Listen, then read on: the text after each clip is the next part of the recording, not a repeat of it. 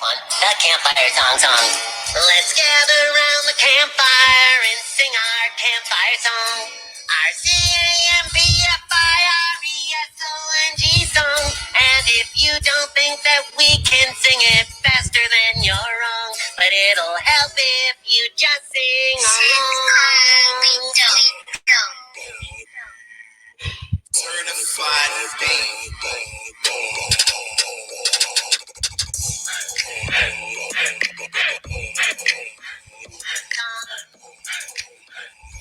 Okay, so just a little bit of a backstory for that shit. I had to literally look and find a remix of that specific song. But what is up, everybody? It is I, Jake McGovern, a.k.a. Cubics, and this is, once again, another edition of Shooting the Shit with Cubics, but this is very different because I'm doing 2 Shooting the Shits in one whole day. That is amazing. But ladies and gentlemen, I am not going to be alone. I hope I'm not going to be alone on this shit because I sent the link to a very special guest by the name of Malik. And as the title implies, I wish to have Malik on the show very soon because I want to give his thoughts about Clash of Champions. Oh shit, Malik is currently in the stream. Let me add him in. Hey, what's up, buddy? There we go. What's up? What's up, buddy? Not much, man. I was just started the stream, and I just wanted to make sure that you got in here effectively. So there we go. All right. Hey, there's another buddy of mine that might want to come in. I don't know if you know him. He's a friend of Jerry's too. You know a guy named Unagamer? Oh yeah, I know Unagamer. Yeah, he's on. Oh yeah, no, I've had him on the show a bunch of times. Oh, okay. Yeah, if anybody wants to come on, they can. Yeah, I don't care. I'm gonna send him the link now. All right. Yeah, no, you can send anybody the link. I don't fucking care. I'm not gonna send anybody the link. I know better. No, I know, but I'm just saying, like, if you no trolls link, no. Yeah, but if you can send anybody the link, I don't care. This is an open forum. I don't care who has the link. This is gonna get done. I have a microphone in front of my face. I got the whole deal. What's up, Malik? How have you been? I've been doing good. I'm about to enjoy my weekend off again. I've been off work since after 5 o'clock. So, see, when you messaged me earlier, I couldn't come out. I was at work. I mean, I got the message link on my phone. I was at work, unfortunately. So, and of course, we all know how much people hate work. So I wish I was here before. So, Oh yeah, no, it's all good, dude. I was just doing a show, and I was just like, all right, I should get. Oh yeah, I was watching it too. I gave it a like and a comment. I was watching it too. Yeah, pretty good because you're running down the card for a Clash of Champions. Yep. Personally, I wouldn't have done no thing for Clash of Champions. So that's just me. As I say, how much I hate. How much I hate whack ass wrestling entertainment. Actually, speaking of that, I shot 2 videos on in my car when I got off work. So I'll be uploading those on my channel soon. Probably sometime tonight. I found 2 new stories to do videos on. Yeah. Yeah, because not only excuse me, not only can I shoot videos here, I have a camcorder, a good one. I bought one years ago at JVC. I only used it like a few times, and I've had it for years. I never used it, but when I discovered this, I said, now I got a purpose for it. So I've been using it ever since. Hell yeah. Yeah. No, I mean, it's a thing to it's I don't know what the word is, but people can shit on having like, oh, you're investing money into your YouTube thing, and it's like, if you have good quality, there's no problem with that. I like I bought this microphone and I bought this webcam with my own fucking money. So of course, and you worked for it. See, I worked for my old computer setup. I worked for it. Like I said, I got a new Logitech 4K Ultra webcam. I've had, and thing is, I got a new 4K Ultra monitor. Now I have to buy a new computer sometime with a 4K, so I can match the 4K Ultra wire. Then my video appearance will be crisp, professional, clear. Yep. But, it's just, I don't like anybody who like shits on that, who's like, oh, you invest so much time onto this YouTube thing. But it's just like fucking, it's the point that I work to buy shit to feed into my hobby. It's not just that this is my only fucking. Yeah. And if you want to be better, look, make it as professional and sound as professional as possible. And like I said, this microphone I got, it's like you with a pop filter. I got my microphone. This microphone at Best Buy. It's a Samsung G-Track Pro podcast mic, $105. Well worth it. Yeah, and you got to try and sound professional. I mean, that's the only way you can get people to notice, and that's a sad thing. And that's a sad thing today. But no one takes anybody who has a shitty webcam seriously anymore, and that's the problem. But you gotta have a. I'm of the opinions if your opinions and stuff is valid, then people will listen. But I'm just saying I invested in this shit because I wanted to, and I wanted to make shooting the shit something people can invest in. And I don't care if I got the microphone covering my face. I don't give a fuck. That's not because I'm self-conscious about my face. I fucking my face is ugly as fuck either way. Of course, yeah. But, see. And look, the microphone I use, I found a pop filter of the same brand to match. Yep. So, check it out off Amazon. So, like I said, this microphone, I had one of those other ones before. I still have it too. It's in my room. I forget what it's called. It's you probably seen it before. A lot of people have it. It sounds good because actually some of the bigger channels who actually have wrestlers on their shows, like Wrestling Inc., they still do hangouts and broadcasts with StreamYard. The microphone I was using, he has it. The brand I just bought this because it came out and they said it was a better one. And plus, it's also like you use it in the recording studio. It's got like a guitar amp, a guitar amp in the back too. So it's got 3 knobs. So So yeah, it's awesome, Mike. Like I said, and it makes me sound better. It makes me sound as crisp and as clear as possible. It's always about sounding crisp. But Malik, while I got you on, what's your thoughts? Have you seen do you watch the Road to shows on AEW YouTube channel? I've missed a couple of them, but I go back and watch some of them on YouTube. Oh, you mean those little Road to Show episodes? I've watched maybe a couple parts of here and there. I mean, I know some of them are short, but I haven't watched all of them now. Mostly, I just watch them for the wrestling shows, just for the wrestling itself. See, the Road to is like the talk and everything, all the build up and everything, which is cool. Yeah, I'm gonna start watching those eventually. But the show itself is even better. And like I said, come next month when AEW debuts and starts blowing away WWE, which is what I'm hoping, I'm gonna start investing time in my channel reviewing those shows because those are going to be actually shows worth reviewing, as well as pay-per-views. Let me ask you this: do you see yourself investing time to watch NXT on Wednesdays? I might watch maybe the replay, but first and foremost, I'm gonna watch AEW first. If I'm off on I'm off every night, but I have to go to sleep early because I have to get up in the morning. If I watch them, instead of watch them, I'm not gonna be switching back and forth. I'm gonna watch one all the way through and then watch the other one on a replay because you can probably watch NXT on the WWE network. Yeah, see, this is where I'm thinking. Oh shit, we got Jeff on. Let's see, he's trying to. All right, the Unagamer's in the house. What's up, buddy? Oh, yeah. How's it going, guys? What's up, man? All right, we're just shooting the shit with Cubics. It's cool. And just chilling. I just got done eating dinner. Oh, that's good. Oh yeah. Oh yeah. He asked me. Cubics asked me. What are my thoughts on Clash of Champions? You have any thoughts on that on the card itself, or? I honestly don't know. God. It's gonna be the greatest pay-per-view of all time. Come on, Jeff. It's gonna be fucking fantastic. Come on, we got Seth Rollins and Braun Strowman in the main event. They're going for the tag team titles as well, by the way. And we got the Revival taking on the New Day for the SmackDown tag team titles. Even though the Revival's supposed to be a Raw team, it all works out. It makes total sense. I mean, just those 2 matches alone, I'm basically I'm getting a funny feeling in the pit of my stomach, if you know what I mean. I'm just so overjoyed. Let's not forget about the King of the Ring. Yeah, I'm just so overjoyed with excitement at this. Oh yeah, I didn't talk about this in my last video that I just posted. Originally the King of the Ring finals was going to take place on the Clash of Champions pay-per-view, but now it's taking place, I guess, the next night on Monday Night Raw. And that makes sense.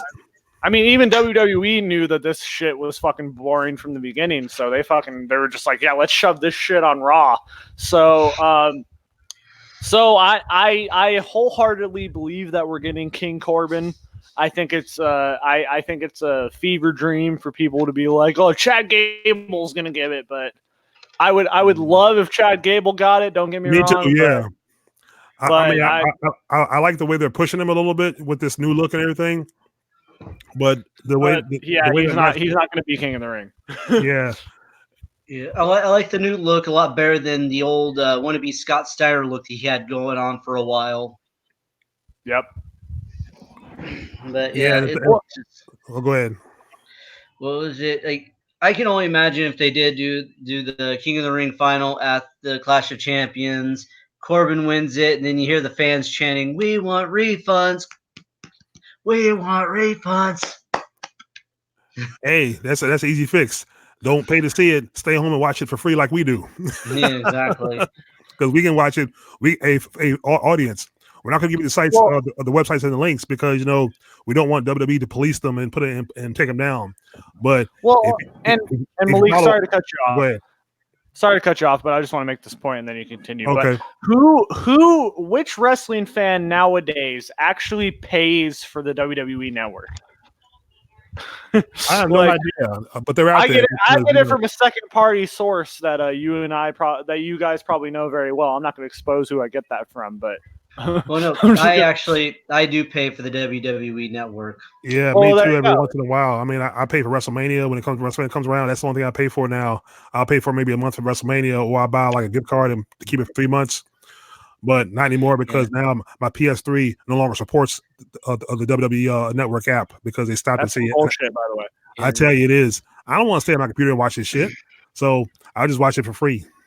Well, and it's bullshit that they take it off of second part, like old consoles, because if the internet, if it still has access to the internet, then it should work. You know what I'm saying? That's fucking stupid. It's like I understand. I'm gonna make a weird nerd point, but like if you try to go on Halo, like the original Halo, and if you try to go on online forums on the original Xbox, it's not gonna fucking work. You want to know why? Because the internet doesn't work for the original Xbox anymore. So like that's what I'm saying. So if the internet like as a whole didn't work for the original Xbox 360, then I get it. But like there's no reason why they shouldn't have the WWE network on the Xbox 360 on the PS3. I feel this shit on a whole because I have an Xbox 360 and the WWE network no longer works on that Xbox 360, and that's bullshit. Get that fixed, WWE, goddammit. And also put old WCW pay-per-views on the network because I can't find them. Can anybody find them on the network nowadays? I can't.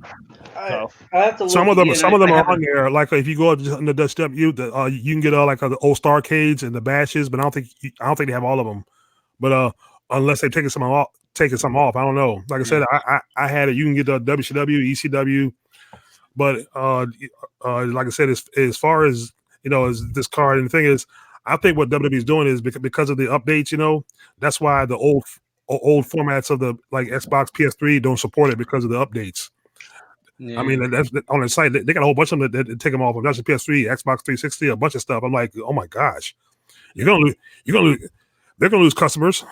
Yeah, well, no, it's just stupid because most people are just gonna upgrade their network account more than upgrading the fucking console that they have it on. You know what I'm saying? So like, I'm not getting a PS4 anytime soon. I mean, exactly that's what I'm saying. Like you'd rather upgrade, like if the WWE upgraded like a top tier like a network subscription, like I'm not saying you would specifically, but I'm just saying someone else would, but they wouldn't pay for a whole fucking PS4 to watch the network. I mean, I don't mind because I have a PS4 and all, but I think about all the other people who don't have a PS4, who don't have an Xbox One, and it sucks for them. And it does, yeah. Honestly, it's like I don't get why they did that because I mean, but the internet works fine on my PlayStation 3. I still use my PlayStation 3 to watch Netflix on there. Exactly. That's me too. Like I said, look, I got Netflix. That's what I'm saying. Exactly. If you can use it to watch Netflix, then you shouldn't. Like, there's no reason why the WWE network shouldn't just go to that console too, unless like the internet doesn't work at all for those consoles. But like, it shows that the internet still has access to those consoles. I just think that's bullshit that you can, certain things. I don't know. Yeah, because I heard Netflix is going to do that too. Yeah, I think WWE can make it work on the old consoles if they wanted to. They just don't want to. They're just trying to it's this whole technology high definition. I mean, I don't know what it is. It's just nonsense. But anyway, like I said, I got Netflix and Hulu on my PS3. And the point I was making earlier before, if you follow all of us to the audience, if you follow all of us or DM any of us, we can give you websites where you can watch the pay-per-views for free. So just put it out there. So this is one way to hurt Vince McMahon. Take some money out of his damn pocket. Yeah. So in this way, since while you're watching it for free and you're gonna get bored, and you're gonna get bored because I saw Unagamer's face when we mentioned it before. I saw his hand like this, like, oh man, I'm bored already. Just talking about it. You can fall asleep by watching it because it's great to fall asleep by. Trust me, especially Raw. Yeah. Because Raw, I call Raw. Oh, just put on a Seth Raw Rollins snooze. Bro, you're golden. Yeah, because just put on Raw snooze, or Smack snooze on Fox. Yeah, and I don't know I don't know what they need to put them back on that level where they have I mean, it's even a miracle that they get 3 million people watching every week, let alone 2 point fucking whatever the fuck they get.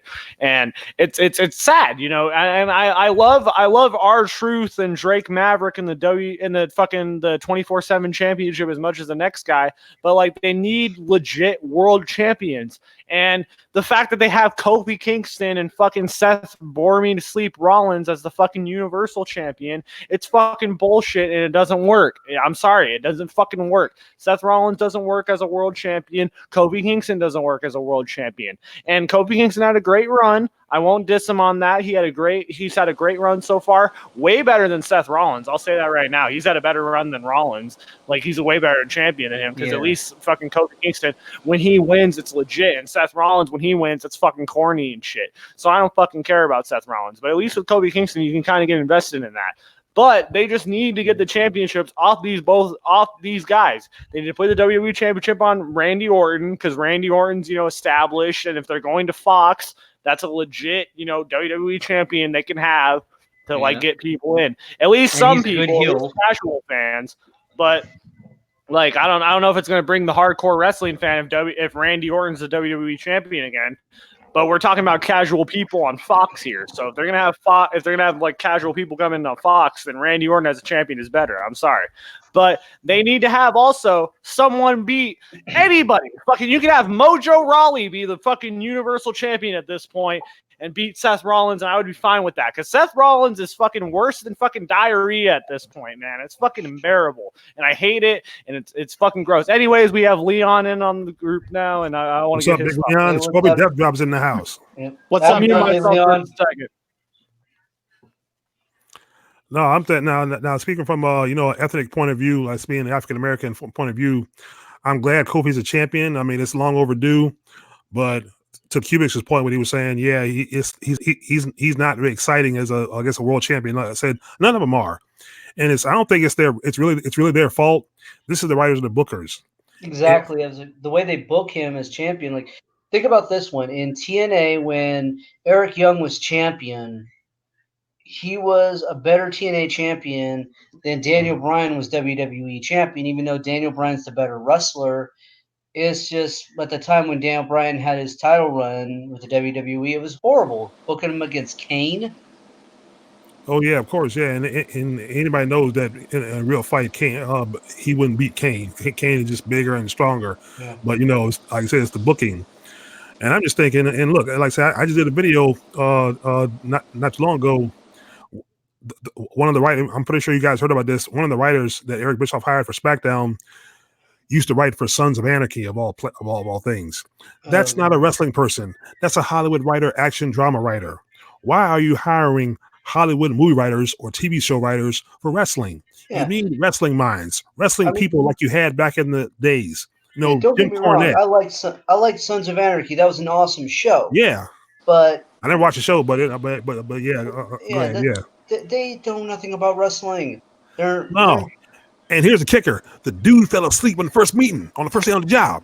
Now, if the writers are falling asleep during the meeting, why do you think the audience is bored out there? And this is just weeks before Fox.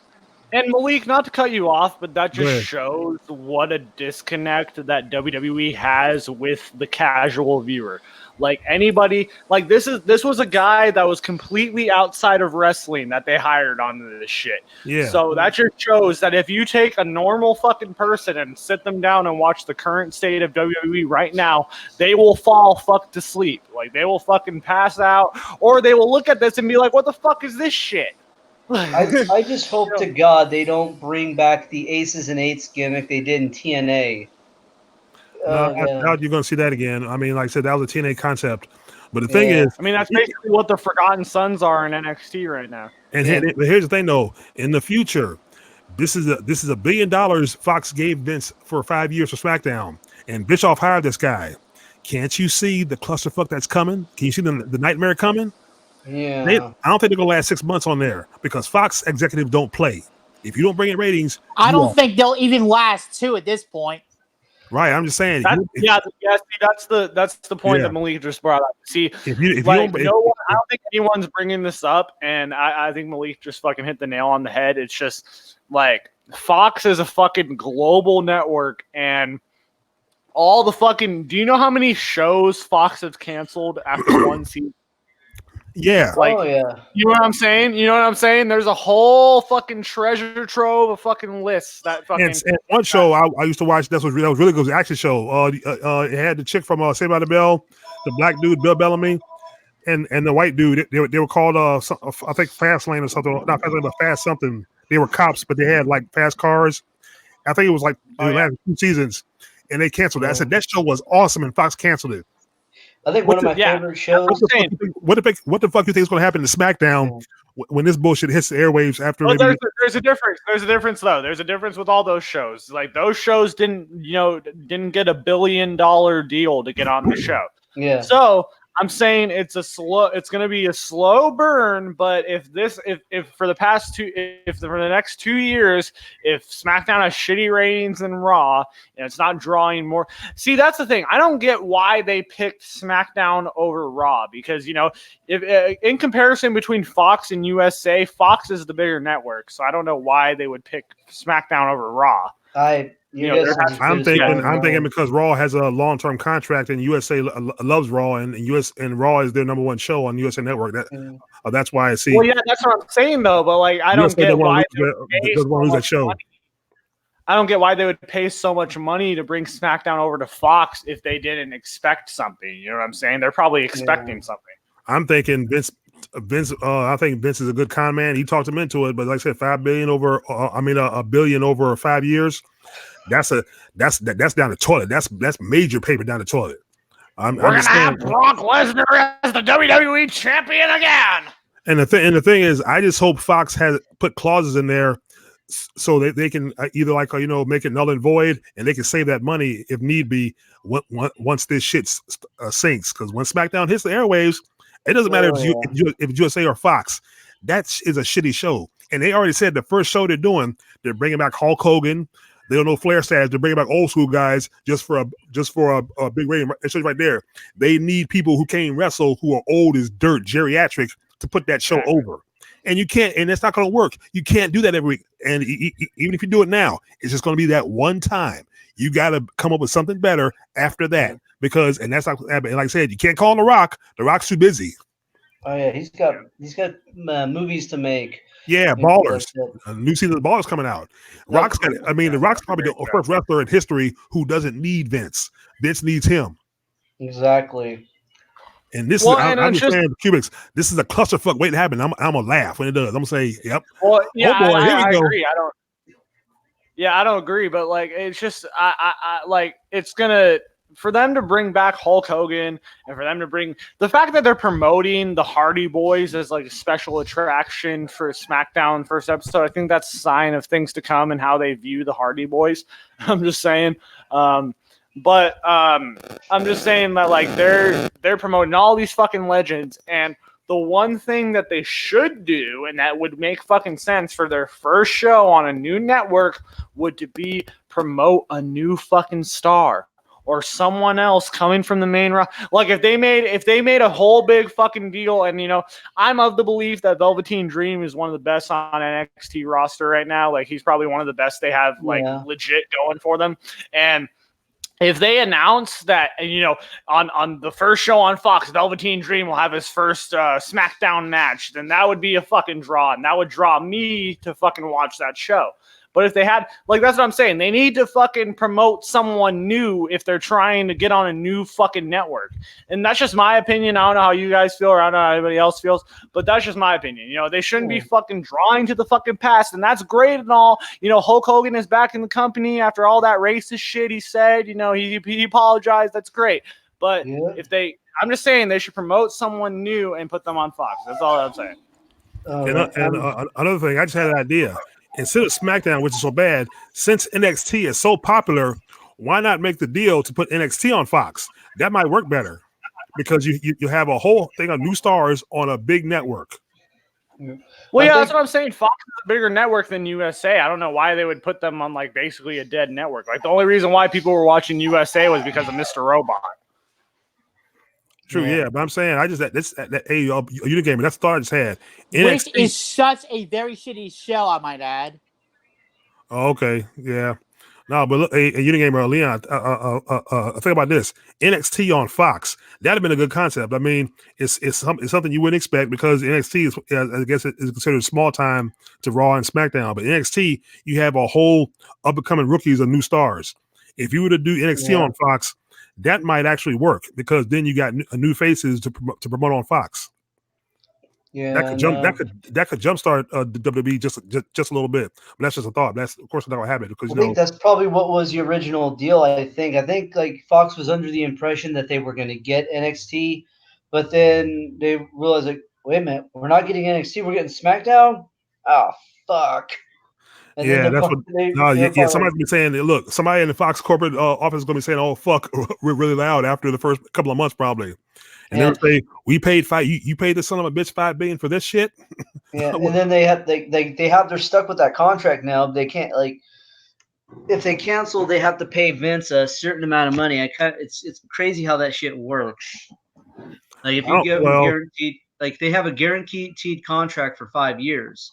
So if there's a way they got to cancel it, it has to be through the lack of ratings. They can't just cancel it all out right now because of course, that's what I'm saying. I'm saying the ratings when the ratings sink, and they're going to, there's a way that they can get their power. And think about it, this is Fox. I'm pretty sure Fox can take on Vince. They got probably the best lawyers money can buy, the shadiest lawyers money can buy to basically refund that money or null and void the contract. That's just my opinion. I hope that's the case. But if it goes 5 years, you know, and they lose billions, same billions that they paid out, Fox ought to say we never will deal with Vince McMahon again. Yeah. Take your shitty show, get out of here, never again. Boy, this is gonna be a nightmare. I mean, it's funny, but it's gonna be a nightmare for Fox. I'm pretty sure they're thinking right now. And think about this: Vince is hired Eric Bischoff. He's going to send Eric Bischoff to deal with Fox executives. That is a bad concoction for disaster. Yep. And Scott asked a question in the chat. He said, "How long will NXT last on USA?" I think, in my personal opinion, I believe, and this is probably a wrong opinion, but I believe that NXT will overshadow Raw on USA. I agree. Yeah. And it will get more views than Raw. And then what that will mean will be the end of NXT, because if NXT gets more views than Raw, then that means Vince McMahon will have his whole fucking dirty, liver spotted hands all over the fucking NXT product, and it's going to end up the end of NXT. So I think NXT will last a long time on USA, but I'm telling you, it's going to end up biting them in the ass because NXT is going to get more views than the fucking main show, and they're going to be like, oh, what are we going to do? And they're going to try and migrate over to the fucking NXT product and try to ruin that shit. That's my honest opinion. I don't know how anybody else. That's true, yeah. You called it right on there. You hit the nail right on the head. That's what's going to happen. And see, since it's the USA Network, Vince ain't worried about losing the contract with USA because USA and Vince are basically like this. And if you know what I mean, they're in bed together, literally. But like I said, to me, it's the Fox fiasco that's coming. I can't wait to see. I can't wait to see what happens on Fox. Oh boy, this is going to be fun. As far as NXT, that's what I'm saying. It's like a weird spot for them to be in right now. And I'm gonna give the floor to Leon because Leon hasn't really haven't had a chance to speak. So I'm gonna let him shoot his shit off. So yeah, Leon, the floor is yours. What were you guys talking about before I came in? Because I missed most of it. Our thoughts on the Fox, SmackDown and Fox, and NXT overshadowing Raw on USA. That's what Scott asked about in the chat. As far as NXT, I think they'll overshadow the main roster. Period. Both shows, as that matter. Because let's be honest with each other here, NXT gets a lot more viewership than the main roster will ever do in its lifetime. So if Vince does decide to pull the plug on NXT, well, that's kind of a dick move on his part. Yeah. True that. And what are your thoughts on the coming SmackDown on Fox? I said it before. I'll give them 2 months and that's it.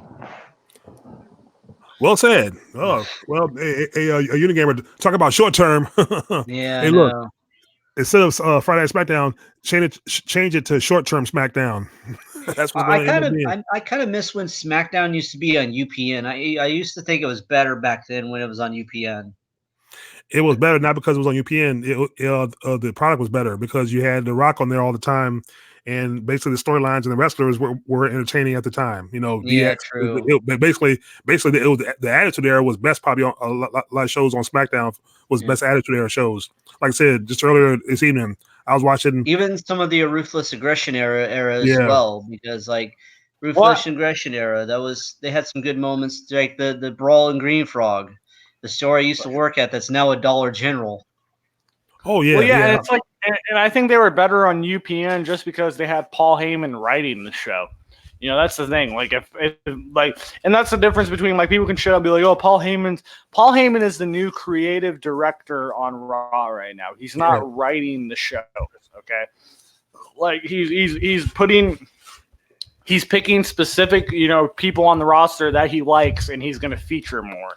That's all his. That's his position right now. He's not a writer. He's not a creative position. He's just picking people that he wants to feature more. And I don't think people understand that. Like that's the thing. Like, and if Paul Heyman was hired as the new head writer of Monday Night Raw, then I feel like shit would be more better and more outlaw and shit. You know what I'm saying? Yeah.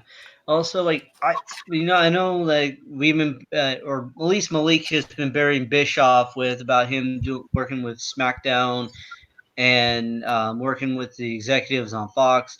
But then again, I'd rather have Bischoff than Vince Russo. I agree. That's a good point, because Vince Russo has been basically blacklisted from that company and from wrestling all. Well, at least fucking Eric Bischoff doesn't exploit people's disability for their fucking views and shit. Yeah. Also, here's another thing about Bischoff. At least Bischoff has some moments in wrestling, like with the NWO.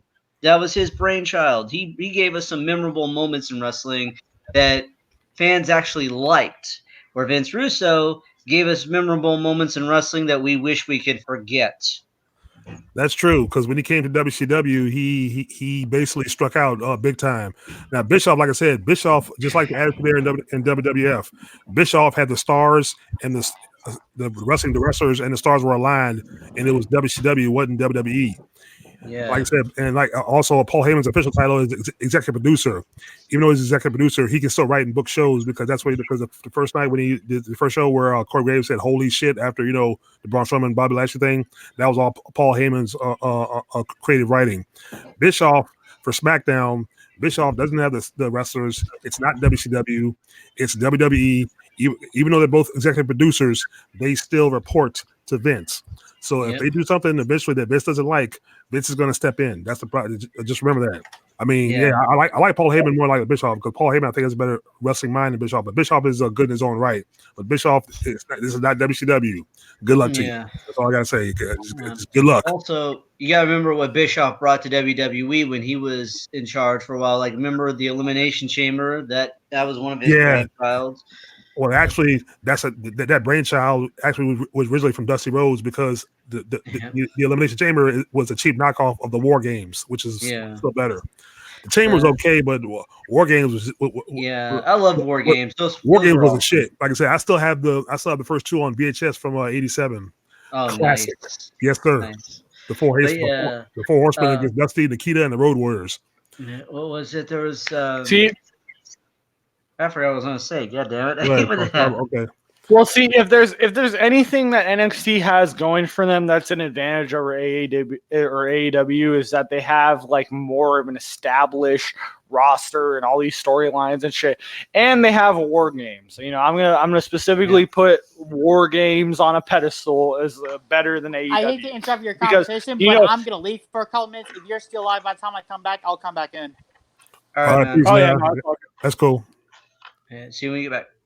But yeah, like Yeah, but I know I don't know Cody Rhodes, but I know like wholeheartedly that it burns Cody Rhodes up inside that he can't have the War Games, you know, event for his show because you know that was his father's creation. You know, Yeah, War Games that's is what the I'm saying, Dusty yeah. Rhodes idea. Like if we're gonna be honest, War Games is a Dusty Rhodes idea, and they Yeah. have a lot of shit that they're using in WWE and NXT right now that were Dusty Rhodes' ideas. You know, it's fucking, it's a little weird. You know, like Luchasaurus even said that Dusty Rhodes even came up with his gimmick. So that's fucking, that's a whole thing. Yeah, Dusty of Rhodes itself. was the man. He was the man. And the thing is, I wish if Cody Rhodes had thought of it or somebody had thought of it, I wish they could have trademarked the War Games concept where Vince couldn't use it, and that way Cody Rhodes could have it for his. Because look at this, War Games. Well, that's the thing. Yeah, That's the thing. I think MLW. I think Court Bauer did. Like MLW did. Okay. They had the War Games match like set, but I think Mhm. something happened where like NXT came in because then after MLW started doing the War Games thing, that's when NXT started jumping on the whole War Games thing. And now MLW doesn't do it anymore. They haven't done a War Games in a whole fucking year. Now they have specifically an event coming up on Monday called the War Chamber. And it's just a steel cage match that's basically like a War Games match in a steel cage. So I'm just saying something must have happened here. Is it 2 rings or just 1 ring? No, it's just 1 ring. They're having Okay. just a match called the War Chamber, and it's like a War Games rule type match, but it's just inside a steel cage. But I'm just saying MLW had access to do the War Games match before that, and then NXT came in and they were just like, "Oh, we're gonna do the War Games match," and now MLW doesn't do it anymore for some reason. Oh, that we don't Unagamer. know. I got you. Unagamer. Hey, since you got a PS3 and PS4, if on Blu-ray, you can buy the War Games on Blu-ray, the old ones. It's WWE. yeah. It's a WWE. I got it. That's I have what I bought that one because they show all the old WCW War Games on that disc. So I still watch it too. I mean, it's WWE produced, but it's still worth buying because it's old school stuff. Yeah. You know, I love watching old Okay, school I'll go stuff. get that shirt. And that's what I like about like WWE Network. I like to watch some of the old school wrestling. Like tomorrow, I'm going to donate my plasma, and that's what I do sometimes when I'm just sitting there donating my plasma, just pumping out my blood. I'll get on my phone and I'll watch the old school WWE stuff on the network or the old school WCW stuff. I laugh my ass off listening to Gorilla Monsoon and Bobby the Brain Heenan though when they're doing color commentary. Because it's just Classic exactly stuff. WWE's Abbott and Costello. Yes, sir. Especially on primetime wrestling. When I first discovered that, there was no other like those two. I know. And the sad part is you will never see that again. I know. I kind of teared up when I saw Bobby the Brain Heenan's speech when he was inducted into the Hall of Fame. When he was saying how he wished Monsoon could have been there because it would have been more fitting for Gorilla Monsoon. Hall of Fame speech ever. The best Hall of Fame speech ever, right there. That's true. Yeah, it's too bad we're stuck with Michael Cole and Corey Graves and Renee Young and Byron Saxton. We're just stuck with crap. Did you guys see MJF roast Corey Graves on his post? I didn't see that. No, I want to see that now. Yeah, go and link me to that on Facebook if you want to. I'll link that, guys. I'll link that to you guys on Facebook. And every time. I'm glad to see Tony Schiavone's back in the game. Tony Schiavone and Jim Ross, the best combination in a while because those are old schools right there. Because Tony Schiavone goes back with the NWA. I first saw him in '86 in the NWA. Like I said, he used to interview the Road Warriors back in those days. Every time I hear, Well, see, here's the thing. I don't fuck. I'm about to fucking sneeze right. Gesundheit. Yeah, no, that's terrible. But no, here's the thing. I don't know how long JR is going to be on the AEW team, and here's why. Because the way I can I hear him, commentate on the shit with Orange Cassidy and all this, funny shit that goes on in AEW, and I hear the way he talks, and you can tell like his tone is off. And Jim Cornette even brought it up. You can say what you want about Jim Cornette, but like, he brought it up. He's like, oh, he just sounds like he's just phoning it in, and I agree because Jim Cornette, when he sees Orange Cassidy, he's like, who is this guy? Yeah. So I'm just saying, I don't know how long Jim Cornette can take because he's an old school guy. Oh, Jim Ross, you mean? Yeah. Yeah, I like Jim I mean, Cornette. I'm a huge fan. I love listening to his podcast. Oh yeah, his usually podcast videos. Those sections are golden. The thing is, he hates AEW. I disagree with him there, but I like what he has to say always because Jim Cornette is an old school guy. He's like Paul. Here's the thing: if you had Paul Heyman on Raw, put Jim Cornette for SmackDown. Oh, Jim Cornette would do probably twice as better than Bischoff. Yeah, if they did that, and that would be then you would have an argument and be like, oh shit, WWE. When people were like, oh, Eric Bischoff and Paul Heyman are the new head writers, it's like, oh yeah, WWE's stepping out now. No, like I didn't feel that at all. It's like, okay. Like, no. But the thing is, if it was Paul Heyman and Jim Cornette, then that'd be an argument. It'd be like, oh shit, like shit's getting real now. With Jim Cornette, the reason why he doesn't really like AEW is because of the Young Bucks and Kenny Omega. It's just the way they kind of approach wrestling, some of the things they've done in wrestling and whatnot. And Jim Cornette hates that. He hates shit that makes wrestling look fake, that makes wrestling look unbelievable. Like, take for instance the dick spot by Joey Ryan. I hate that shit, honestly. Anyone who goes along with that shit needs to get their ass kicked. Honestly. Yeah, anybody who I agree with Jeff wholeheartedly. I'm glad Jeff said that shit. Anybody who defends that shit is fucking is not a wrestling fan. Is a fan of something else. Okay, I'm glad I missed that. Another reason why I hate Joey Ryan too, not only because of the dick spot, because he's also Joey Ryan sucks. He's not a good wrestler. That's he's not a fucking. Yep. Also, he's not a good wrestler. He's not charismatic. When reports are coming out like, "Oh, NXT is eyeing Joey Ryan for a position," I was like, "Why? Why the fuck are they eyeing this guy of all people to become a trainer for people of professional wrestling? It makes no fucking sense." Also, here's another thing too. He's a walking sexual harassment lawsuit just waiting to happen, for crying out loud. This guy. Also, if you followed him on Twitter, Jeff, I'm gonna cut you off. I'm gonna mute myself for a second, but I'm glad you said that. I didn't have to say it, but that's exactly what I was gonna say. This guy's a fucking. He's a walking Me Too movement waiting to happen. Yeah. Also, if you've seen him on Twitter and some of the shit he's tweeted about jokes on pedophilia, on rape, saying he wanted to fuck a pregnant woman so he can have a three-way. Thinking that's not a funny joke. That's disgusting. It's like, yeah, that's true. Well, we'll see. I was never a fan of Joey Ryan when he first came out. I remember when I saw him in TNA, I said, "No, this guy's basically like a John C. Holmes wannabe." So I think that was his whole gimmick. I think he's a cheap copy of Val Venus. At least when Val Venus did it, it was entertaining. It was kind of funny but of course, it was just a gimmick. Val Venus probably would have did some of the stuff that Joey Ryan's done.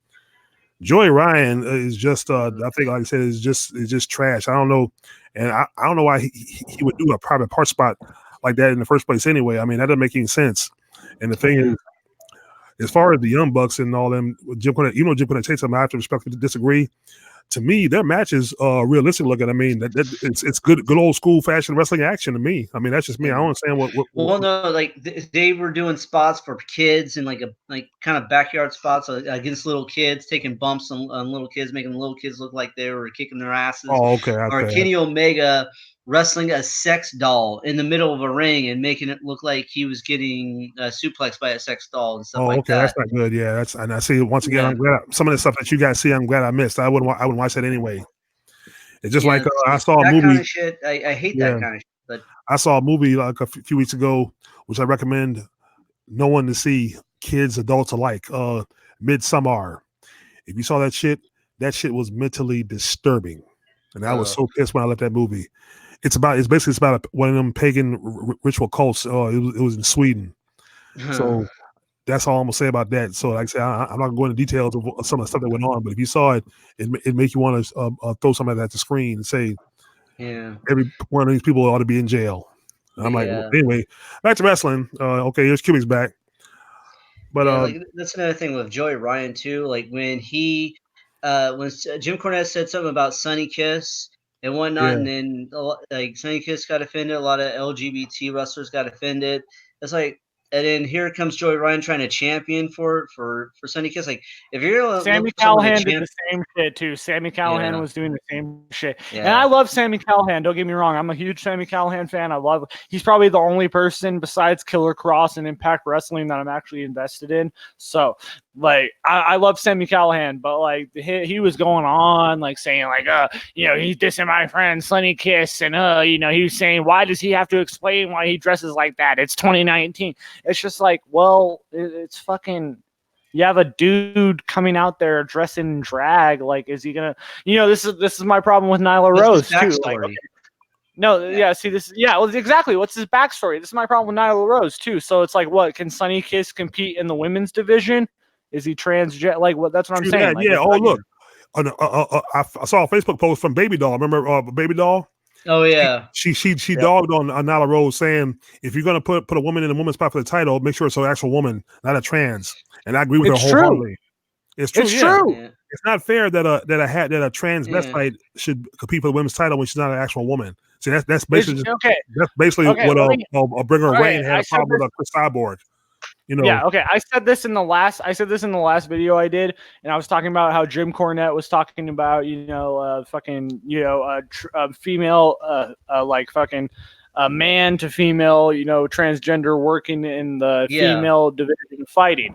And I was talking about this, and I was saying, well, if it's not right there, then it shouldn't be right here. And you could make the fucking argument in the world that it's scripted and it's scripted, but like I'm of the opinion that male to female transgender should not compete in the female division of combat sports, whether that's professional wrestling, MMA, wherever, fucking Greco-Roman fucking wrestling, wherever it is. I don't think it should fucking work. And I know, and I brought this up, AEW is doing this for a fucking reason. They are doing this to get fucking publicity that Nyla Rose is the first transgender women's fucking champion. And I know why they're doing this, and it's fucking stupid. They can do it for publicity all they want. That's great. That's all well and good, but they're doing it for the wrong fucking reasons. Yeah. If it was someone who was established and was really good on the indie scene, I would get that. But nobody knew who the fuck Nyla Rose was until AEW was a thing. That's what I'm saying.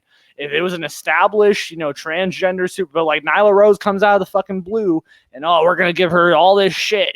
She's the most promoted wrestler on the women's roster. It's stupid. Other than Brandy Rose and I guess fucking Awesome Kong, she's like Nyla Rose is the most promoted person on the AEW women's roster. Yeah. By the way, that AEW Women's Championship looks like dog shit. By the way, can we get agreement on that? I haven't seen it, but I'll take your word for it. I haven't seen it either, but I'll look for it. And here's my look it up. I think it looks like dog shit. Other people might have a disagreement. Here's my problem with trans women in combat sports or in women's sports.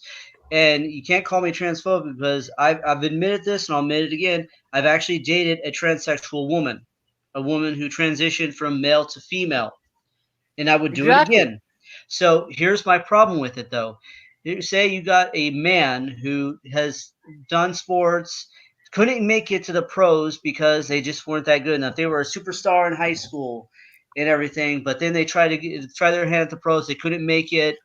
And what do? They decide to get a sex change and end up becoming a woman and then start dominating in female sports. And then after they do all that, they decide, okay, I'm going to go back to being a man. That would be a slap in the face to people who actually transition for reasons that make them feel like they're themselves. It's a slap in the face to women that I've dated who actually transitioned to make them feel happy about themselves, to be who they finally feel that they are. That's a slap in their face. to do Well, that. yeah, kind no, of and it's stuff. just it is, and I agree with that. And I'm just saying, like, if there's like if you're gonna, I don't know if Nyla Rose has had the surgery and all that. I mean, clearly she's had some surgery because she has tits, so she's done Yeah. something.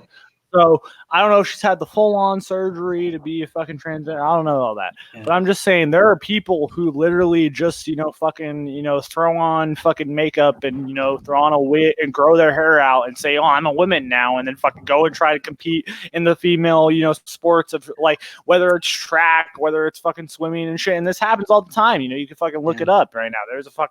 There's a college situation where two African American transgenders like broke all the female track records on the fucking university, and it's because they were predominantly males their whole fucking lives. And it's if you're biologically a male for your whole life, whether your hormones are affected and all that shit, you are a male. All right, your hips grow a certain way. Your fucking facial features grow a certain way. This is my shout out to Lena, by the way.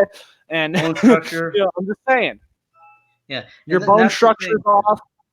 Yeah, and that's the thing too. Is I know what women who transition from male to female go through. I've seen it with my own two eyes. I've had a friend live with me who went through that, injecting the estrogen into her to transition from male to female. And yes, the estrogen, the injections, it does take away some of that muscle. It like you will lose muscle mass, but also, I mean, it does change you. Changes your DNA from the male chromosomes to female, but change skeletal structure is never going to change your bone density. It's only going to change you like to a certain degree. It's only going to change you.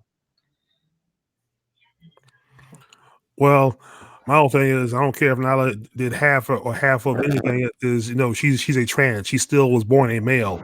I believe every human being should have stayed what they were born, what God meant them to be. But that's not the case in of course, in life, especially in today's world. And I can tell and look at Nyla Rose by the face and everything. I know they call this breaking down barriers and this kind of all kind of thing, but there's some things, some lines that shouldn't be crossed. I believe in as far as entertainment, sports entertainment. When WWE announced that they were supposed to be doing the LGBT storylines, they haven't done it yet. You got kids in that audience that are going to ask certain questions. Okay, Nyla Rose, perfect example. If AEW just using her to make a first in a roundabout, I guess, political way, it's wrong because There's no roundabout. There's no roundabout you're way trying to about it. promote There's something that a lot of people are going to frown on and look down on. See, Baby Doll's one on it. Baby Doll comes from old school. Baby Doll used to come the ring with Tully Blanchard and Dusty Rhodes during their feud. She even said it. It should be a real, actual woman to win the women's title. And I know where she's coming from. So a lot of people disagree with her because of the thinking, because they call it politically, racist and discrimination, that kind of thing. But no, it's not discrimination. The guy, the Nyla Rose is a dude, half dude, half woman. You can see it, and she's not attractive. You know what I mean? I'm thinking she's promoted to counter Nia Jax. Think about it. Nia Jax, Nyla Rose. I don't know if she's Samoan or not. That's the thing. Yeah, Malik, I think you kind of just said it without really saying it. Like if Nyla Rose was like at least attractive, or if you had at least like a slight doubt that maybe she's a woman, maybe she's not. Like I mean, I'm not defending Valina here, but like you could at least probably make the argument that maybe Valina is a girl, but like I wholeheartedly believe it's a male. But yeah, back to that Valina. The Valina effect. Yeah, I'm saying and despite all the makeup, the heavy makeup, it still looks sketchy. It's questionable. Once again, questionable. You know what I'm saying? That's what I'm saying. Like questionable. At least with that, like you can believe, like without a shadow of a doubt, that maybe it's a girl, maybe it's not. But when I first saw Nyla Rose, I was just like, yeah, there's no doubt on that one. I think if Nyla Rose actually did have these, go ahead. If Nyla Rose actually did have the actual surgery that fully makes her female, where she doesn't have to do the injections anymore, then maybe I'll give her a pass, because like I said, when a woman or when a man has that surgery to transition from male to female, that they turn you know what I mean. I know what you mean. Yeah, but Yeah, look, that Well, I will mean, even if they, I understand what if you're they had saying her with the like, surgery. No, Go ahead. let me finish, guys. Go Let me ahead. finish. That will drastically change because now that the testicles are gone, there's no testosterone no more. No, all that testosterone will be gone. You know, so that's why they, after they have that surgery, they no longer have to do the injections anymore. They don't have to do hormone injections and shit like well, I that. mean, That- even if they had her yeah. like, even if they had her like had intergender matches with other, like, if they had her like have intergender matches with like other guys, then she would be more believable. Like, I feel like she would be more believable as like this fucking badass. But like, we don't know who Nyla Rose is. I mean, half the fucking people don't know who. Like, I'm pretty sure most of the people didn't know who Nyla Rose was before AEW became a thing because they're just, you know, they're spotlighting this person for a specific thing. And it's Yeah. fucking stupid. It Yeah, really is. it's stupid fucking and it's stupid. wrong. To me, it's wrong and it's exploitive. It is wrong. And And I like agree. I said, It totally I is. see you, Yeah, it is. Unagamer. I see your point of view about the surgery and the testosterone being gone, but that's the key word. The big but. No pun intended. It was still a male, and in the face, it to me is still a male. I can just Yeah. I just look. I understand you dated one, and I guess each his own. I wouldn't touch it. I'm sorry. It's got to be 100% pure, natural, all female. I'm not waiting for something like, and then I say no. The voice goes deep, like, good Oh no, morning. you wouldn't have been able to tell. It's like I the don't know. I women mean, I dated. I have good instincts. That's just me. My Yeah. when I get that chill up my spine, and like I just look at the face, like I said, it's the same thing with Evelina. Good instincts. I'm like an X-Men. No, I have good senses. You know. Yeah. But anyway, No, you wouldn't have been able to tell, honestly. Just my opinion, though. A lot of okay, people, yeah. no one was able to tell, though. No, like no one knew, not even my family. They never knew. Did you know? So I No, I did you know? didn't really know at first. Okay. That's what I was saying. I But didn't if you, really know at first. I kind of had a feeling, but I wasn't entirely sure.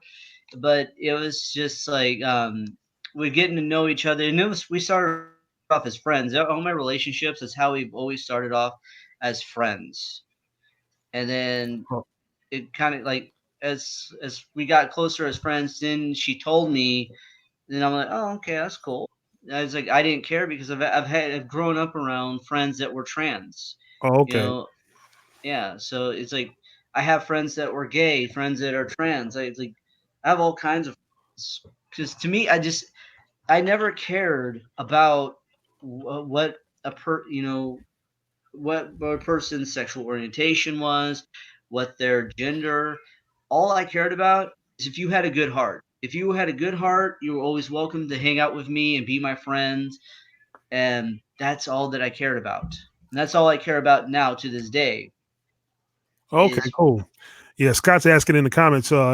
Yes, Scott, we do like Mike Ronaldo, and yes, I'm gonna watch that. I'm gonna watch that documentary ASAP. Once I'm finished there, like I said, he sent me the link. I don't know if he sent you guys a link, but it's supposed to be really good. Oh yeah, no, that documentary with Mauro Ranallo is actually pretty good. It's called Bipolar Rock and Roller. It's on Showtime.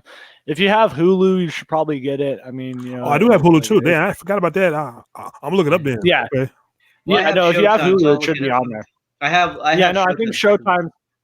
Yeah, I think Showtime's like a feature on Hulu now. So I think if you Oh have, yeah, like, I I think probably if you have have it. Hulu, I don't think I've paid for the Showtime feature of Hulu yet. no, This you time.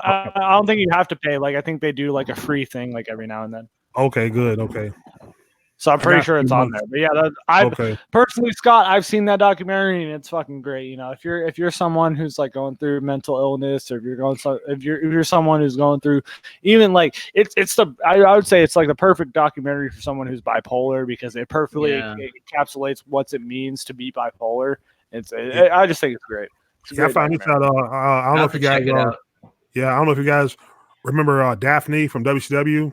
Yeah, I remember her. Daphne's on Yep. YouTube now. She's got a YouTube channel, and I find out she's bipolar. It seems like a lot of wrestlers are become bipolar, or they were born bipolar because I guess maybe the acting, and then sometimes something crosses over or something snaps in them. And I don't know, but I think Mark Ronaldo's his condition I think also comes from at the time when that jackass JBL was messing with him too at one time. That kind Yeah. of remember that Well, no, I just think like they called him it had to. he quit for a while. but he came back. Yeah, no, it was, and that's never really addressed in the documentary. Like they go over that time period, but they never really address what happened during that area, and you can kind of like read between the lines and see what happened. Yeah. But yeah, it's blatantly obvious, and I mean, JBL is a fucking bully, you know. I thought it was like funny when Joey Styles knocked out JBL. Have you heard that story? Oh yeah, no, yeah. JBL can now? never talk shit ever again. You know, Rob Van Dam like said in a shoot interview, like someone asked him, who was like, "Oh, would you ever knock out JBL?" He's like, "I don't fucking have to. Joey Styles already did that. You know, you can never recover from that shit." Joey Styles Joey Styles punched out JBL. Yeah. Yeah, you know that? No, I didn't know that. Great for him. He didn't just punch him; he knocked him out. Joey Styles actually knocked out JBL. Yeah, he knocked him on his ass. Fighting skills in. He must can fight. That's good. Yeah, I tell people, don't ever underestimate a small person. I believe 120-pound guy can knock out a 300-pound man any day of the week. Oh yeah, perfect example. Chris Jericho choked out Goldberg. There you go. In the WCW locker room. Or also, Sin Cara beat the shit out of Sheamus one time. Oh, good. Oh, great. Yeah, I've heard Sheamus is kind of a prick to himself. Remember, this is the guy that used to carry Triple Bitch's bags. Yeah. So you can tell he was an ass kisser for his fame. Yeah. What happened was Sin Cara was on a massage table getting a massage, and Sheamus was being a prick, saying, "Hey, you got to get off the table now. It's my turn. I'm the bigger star," kind of attitude. And Sin Cara was like, "I'm almost done. Just give me a minute." And then Sheamus, I forgot the whole thing, but Sin Cara got off the table and knocked Sheamus the fuck out. And I laughed. Well, yeah, no, he did the same thing with fucking Simon Gotch. Like Simon Gotch was like saying shit like from across the room, like at the lunch table, and fucking Sin Cara threw a fucking can of Diet Coke on his face and knocked him out that way. Oh, good, great. Hey, look, he experienced the Coke side of life. It's not the original Sin Cara. It was the fake Sin Cara, the one who came out with the lowrider bike, Hunico. Yeah. Oh, okay. It's that's Sin Cara. He's the one who knocked out Sheamus and and Simon Gotch. Yeah, no, he's the one that knocked out Sheamus and Simon Gotch. And Chris Jericho too. I think him and Chris Jericho had an altercation too. Oh man, yeah. Sin Cara's a badass. Yeah, by the way, there's a reason why you don't see him as much, and you only see him on live events. Yeah. Yeah, I'm guessing. I would have said a smart ass remark to Simon Gotch after he got knocked out with this Coke. I would have been. That didn't feel like a soft drink, did it? Yeah, no, I thought. Yeah, no, it's just. And I remember Simon Gotch did a shoot interview, and like he showed a picture from that day, and like his face was all fucking. It was all cut up. It was. Hey, look. Yeah, he was like, yeah, I got hit by a can of Diet. Hey, look. Like he even play it off. He was like, yep, I did that. Hey, Unagamer. I'm guessing Sheamus put his hands on Sin Cara when he shouldn't have. That's what I'm guessing. Yeah. Come from that and said, okay, well, hold up, buddy.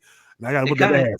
It kind of shocked me to see him on Sheamus's channel at one time when Sheamus has a workout channel. And it shocked me to see.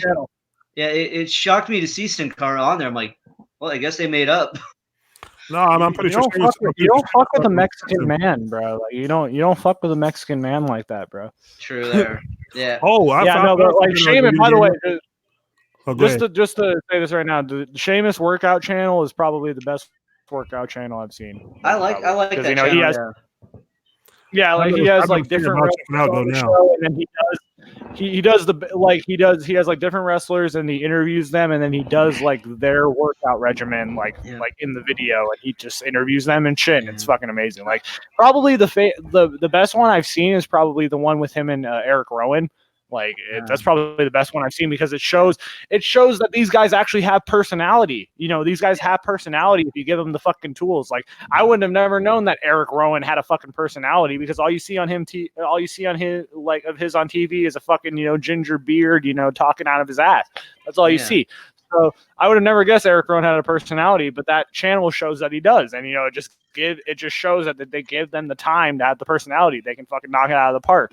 Like there was an episode that he did with fucking who was it? I think it was Cesaro or something, and you could just tell like it just radiates off the screen that like they have better personality like of being themselves than they do on WWE television.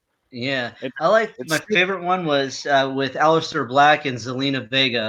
that was a good one too. I agree. That was a good one too. Oh, good. I like how Aleister always makes fun of his wife, though. It's like saying how short she is. Wow. Oh, Unagamer, no, I wanted to tell you. I think Seamus is in a movie on Netflix. I was scrolling through movies. There's a movie called, it looks like called Atone, ATO, and Seamus's face is on the thing, like on the still. When you, I was like, wait a minute, that's Seamus. You know, and I said, it's like an action murder thing. Yeah, I seen him in another Seamus movie. Seamus is a pretty good actor. Like I saw him in the second Teenage Mutant Ninja Turtles movie, and he was like I forget who he was. He was like I he think was yeah, Bebop. yeah, I know that one. Yeah, I think he's like he one was of the bad Bebop, guys. right? Yeah, he was Yeah. Bebop. Yeah, he was fucking. I thought he did good in that, dude. I was like, shit. I'm like, Yeah, he's some of them fucking- guys, he's even though they're not main event wrestlers, they're pretty good actors because you know they. I mean, look at this. Anybody's a better actor than Hulk Hogan because Hulk Hogan just sucks as an actor. He sucks as an actor. Well, yeah, no, and people can shit on the Miz all they want, but like those Marine movies are not bad. Yeah, They're really not bad. the Miz ain't bad. He really not. I've not seen the Marines with the Miz because I just don't like him. I can't support anything he does. They're He's not annoying. bad. He's I not on don't think TV, they're but I don't think they're that bad. I've seen a piece of it. It's like this. It's the same, but it's a little different. You can tell it's a little different because the emotions are different. Because like I said, at least he has more depth and range than Hulk Hogan was. But the best will always be Roddy Piper. Roddy Piper was so amazing. You couldn't tell that was the same person when I saw him on TV, and then you saw They Live. It's like, oh my god, this guy could act. He had natural ability. Yeah, no. If that's the one thing. I wish Roddy Piper took up more film roles and more TV roles and shit because I feel like he would be bigger than he is. He'd be bigger than he is if he did more of that shit. Then he would be more recognizable in the media. Yeah, I loved him and They Live. Rest in peace, Roddy Piper. Though, yeah, rest in peace, bro. I loved him and They Live. When like that part when he comes into the bank. I'm here to kick ass and chew bubble gum, and I'm all out of gum. And I'm like, yo, yes, because I would love that. Because my dad told me to see it. I'm like, he goes, and who are you, little fella? Come to show where I at, huh? Not nice. Boom. Yep. And Will brought up a great point. Like the best. I also agree with this because there was another workout show with Sheamus and Sasha Banks, and fucking, you could see Sasha Banks' ass all on display there on that one. Boy. That's always. See, I can't stand Sasha Banks. Even though Sasha Banks looks like the Fiend, but that's okay. I'll accept that shit. I like Sasha. I like Sasha too, but like sometimes, man, it's just she just comes across as like fucking a fucking. Oh, brat, is that Will? Is that Will in the chat? On the Bringer of Rain? Yep. Yeah, Matt Riddle official gaming better than Goldberg. Yeah, that's Will. You know what? Hey, Will. This is Malik. I'm gonna send you the link. Let's get him in here. No, Will's. I think Will's at work right now. I don't think. Damn, darn! I was hoping to get some Bringer of Rain in here. That's my boy. Yeah, right he said. there. He said something to listen to at work. Yeah, so he's probably at work. Yeah. Darn. Okay. Unless he can come on during a break. He's probably on break right now. I know. If we had the fucking Will on this chat, man, then I'd be cemented, bro. I'd have my illegitimate father on the show. Oh, man. And I was getting ready to send it to him. I'm gonna remove it now. I sent it to him anyway, but I'm gonna remove it now. No, you can send it to him, but I'm just pretty sure he's at work right now. Yeah, maybe he might come on. Like maybe he might be getting off work in a few minutes or so. If we're still on when he comes on, that'd be cool. Yeah, because God only knows how long we're gonna be doing this, right? That's true. Yeah. I don't know. I'm off for the weekend, so I can be here all night. I mean, I don't know if I will, but I could probably be here all night because this is fun. We're going to be on Indian time. We're just doing this until we get tired. Yeah, exactly. Because I didn't go to the movies tonight, so I had nothing better to do. I told him, Cubans asked me, "Do I want to shoot the shit?" I said, "Sure." I ain't got better. I was going to go out to do something, but I changed my mind. I'm on. I was just gonna read my book here when I got invited to the show. So I'm like, okay, cool. Yeah. By the way, I definitely recommend this book to all my female friends, to anyone all my friends who claim to teach women self-defense. I definitely recommend reading this book called The Gift of Fear. I want to get that book. You got the melody. I want to get that Jeet Kune Do book. I want to get that one. Oh yeah, The Straight Lead. Yeah, I want to get that so I maybe start doing some of your moves, some of this. Yeah. Also, there's another one I have by the same author. It's I think it's the foundation of self-expression. Jeet Kune Do, the foundation of self-expression. Like a friend of mine, he recommended those two books that I got. That the book I got yesterday and another book I got that follows I along. recommend Diary of a Supreme Gentleman. It is the retelling of Elliot Rodgers' manifesto in the style of a Diary of a Wimpy Kid book, and I recommend it wholeheartedly. It is beautiful. Sorry to cut you off, but Oh yeah, no, that's cool. that's the only book I've read in a while. Most of the Yeah. books I read are mostly ethnic history books. Actually, I found a book I'm gonna get to ASAP. I heard about it on a podcast I listened to. If you guys, I don't know if you ever heard of it, but he's a friend of mine. He runs with the PW Hustle, the Infinite Fringe. Yeah, I'm still waiting on a book I ordered from Paul Vunak to come in. Like I got an email around the 27th of last month.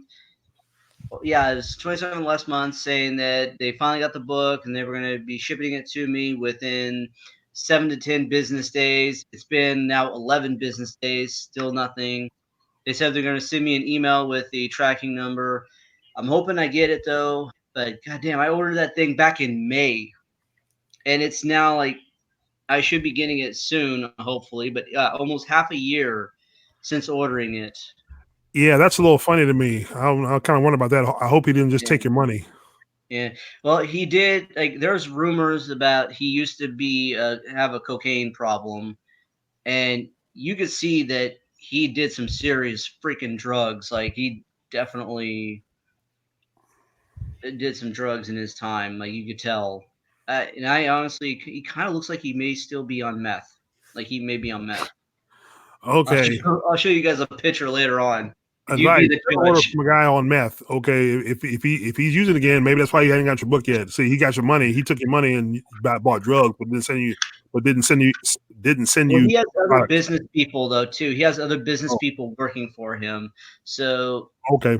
I've talked to him. I've talked to the people that work for him, and they're cool people. So I will give them that, and they have kept me updated since I've contacted them. Because when it first happened, when I first ordered it, I wasn't getting any updates, and then I contacted him, and I contacted the people he has working, and then once I did that, they started updating me from then on out, and I really appreciated that. But yeah. No, this book I found, it's on Amazon, so I'll probably get it pretty fast. It's only like $20-some though. Yeah. But yeah, there's a reason. Oh, sorry. No, I'll let you continue. Yeah, but there's a reason why I ordered that book and the DVD set from Paul Vunak. If you look up Paul Vunak, he's the dude that you want to learn from, because this dude has trained 13 government agencies. He's worked with the FBI, the CIA, SEAL Team 6. You know, the people who captured Osama bin Laden. So yeah, he's trained some badass dudes. So, And Jeff, I'm glad you brought that up with Osama bin Laden shit, because I don't mean to bring the discussion down, but 2 days ago was 9/11, and Yeah. it's the anniversary of 9/11. I'm not good with math, so I don't know how many years it's been since 9/11, but I'm of course I'm an 18-year-old gentleman. I was a baby when 9/11 happened. I was shitting in my diaper when 9/11 was going down. So as you guys who were obviously alive during that time, I just want to get you guys' where were you? This is a weird question, obviously. I don't mean to bring down the mood, but where were you guys on 9/11? And also another thing that really really intrigues me about, because I'm a big conspiracy theorist and I love conspiracy theories and all that shit. And there's a shit ton of 9/11 conspiracy theories. So this is just a big question for both of you. I understand, but where were you guys on 9/11, and what are your thoughts about it? What were your thoughts on it today? And do you guys have any 9/11 conspiracies? Actually, I'll go first. I was at work. Well, I've been at work. I at the time I was working night shift at the bank. But when I got up that morning or that day, later today, my mom told me, Eric, the country's under attack, and every channel, MTV, everywhere was covering the towers because they had just been struck probably about an hour for a couple of hours, and they was smoking, and then finally it came down. I went to work later, and everybody was talking about it. And then when I came home at night, CNN, Fox was still covering the wreckage and everything. So My thoughts on it. Well, we know physically what we saw. We know physically, Unagamer, what we saw with our eyes. What the eyes see and the ears hear, the mind believes. But that show I mentioned, the podcast I mentioned, The Infinite Fringe, I'm gonna send you guys, both of you guys, the links to two of their shows about that, because one of them podcast on the show, the conspiracy theory, as far as the conspiracy theory, he had a guy, an author on his podcast, which is the book I'm gonna buy. He says, and these are like proof from another guy, a guy named Richard Gage, who's an architect. Basically, what you saw, what you saw and everything, and how the buildings came down. None of it was basically, all of it was mostly an illusion. That they just, I mean, you saw what they wanted you to see, and basically even before it all went down, years before it went down, he told me about something called Project. I'll look at that too. Called Project A New Century. It's called a think tank that all these politicians put together and wanted to do. It's like this thing was planned, and basically Al Qaeda and everybody, they were made the scapegoats. That's why they were hunted down and killed. So like I said, better, rather than explaining it, I'm gonna send you the links to the podcast and let y'all listen to it. But that's my thoughts. I mean, there's always something shady about politics and everything. Like I said, the whole thing is political because Bush was in office at the time. You know, we all saw his reactions and what he did. He was probably reading to the kids and that kind of thing, you know, and all this other stuff. And now here, almost 20, 30 years later, and also here's another question that the podcast posed: did you know a third building fell, which isn't mentioned? Now, I'll leave it at that. So let's hear your thoughts. Well, this was crazy. I was 20 years old when this happened, and I had slept in that day because I had a long day at work the day before. So I woke up, my TV's on, and to be honest, I did not think that was real. I honestly swear to God, I thought that was a movie. I'm like, what movie's this? And then I was like, okay. I decided I'm going to change the channel. I want to watch something else. So I put it on MTV. I'm like, what the fuck? Every channel I changed it to was on. I'm like, holy sh. Then I just get up. I'm like, I'm calling all my friends. I'm just in a panic. I'm like, we're under attack. I didn't know what to think. I was like in disbelief that this was actually happening. And I don't know what it's still kind of, it's like hard to really think about, to be honest. And then I remember just going to work and it was just so silent. I mean, we were busy as hell that day too, though, at the store. But it was like the demeanor, you know, how your day normally is at that job. It was completely different on that day. It was just kind of like we all knew what we were all thinking, but we were just like no one really wanted to say anything, and it was hard to talk about it. It was like, so yeah, of course. Yeah, it's basically like you're watching a snuff film. I mean, a live snuff film. Yeah.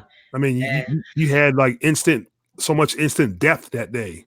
Yeah. I mean, it's hard to watch any TV. It made you want to turn the TV off, but the images made you say, you know what? Even though this is scary, this is something we need to see, and it shows you how ugly this is. Basically, to me, my thought was it showed me how ugly the world could really be. That's what it showed me. Yeah, and the crazy thing, all the military recruiting offices that day were in lines. There were like people were lined up at every military recruiting office you can think of. Yep. Where I lived. I saw a post on Facebook about that. It was like I don't remember September 11th, 2001. I remember September 12th, 2001, because mostly every fucking male over 21 was fucking trying to get into the military for that shit. And like that was probably the one day that everyone got patriotic. I would say that was probably the one day everyone in America was like going to get patriotic. That's the other thing. Okay, here's the thing. All of a sudden, you know, before this happened, it was everybody for themselves, and that's what it still is now today. But after a couple of 9/11, I saw some dude with a little stand outside the movie theater. Not the movie theater, but like when you turn into the movie theater, it's like a corner on the grass, selling American flags for $10 a piece. Yeah. Come on now. So right there, it shows you right there, he ain't patriotic. He's trying to make a buck. Yeah. Well, of course, it only lasted a day because next day he was gone, so it disappeared quick. So when things settled down, it was back to the same business as usual. So you all get patriotic and remember when something bad happens to us, but for the most part, we'd all we would all people would just assume step on your neck and help you up on the street. But Now, we did see, get a little bit closer. I don't have any. Oh, see, I don't have any emotional attachment towards the Twin Towers and the World Trade Center and all that shit because I was barely a fucking baby when 9/11 happened. So I don't have any attachment to any of that shit. But I'm just saying, as my personal belief, if you look at the way the towers collapse, that doesn't look like two buildings that collapsed from fucking plane attacks. That looks like a controlled fucking demolition. All right. That's what you guys. Oh, sorry. Go ahead.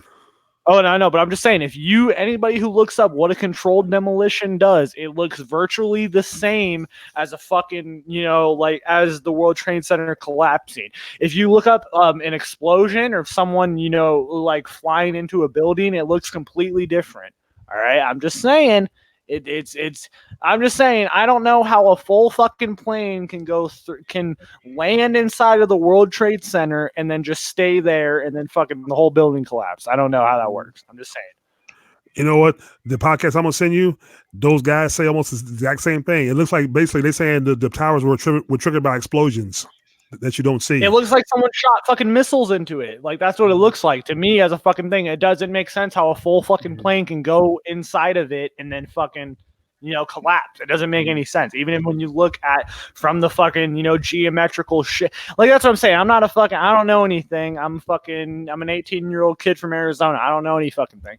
So I'm just saying, to me, as someone who doesn't know anything about anything, it looks skeptical to me. If it looks skeptical to other people, then I'm just saying it doesn't make any sense. I'm just saying. It doesn't make any sense that the first building that got hit collapsed later. That's what doesn't make any sense to me. Yeah. Like, you know what I'm saying? The first tower that just got hit point blank, it stayed there for a little bit, and then the other tower that kept getting hit collapsed first, and then the other one just collapsed. Yeah. What's sad about that? Aleister Black's wife, Selena Vega, she lost her father in that attack. Yep. I didn't even know that. I didn't even know that when I saw that that was probably one of the best videos WWE has ever done. Like documentary wise, that's probably the best video there. I didn't even know that. That was something I didn't even know. That's kind of makes me admire her more, to be that strong of a woman, to go through something so tragic as a kid and manage to still make something of herself. It's like, that cannot be easy to do, to go through something like that and then still be able to make something of yourself.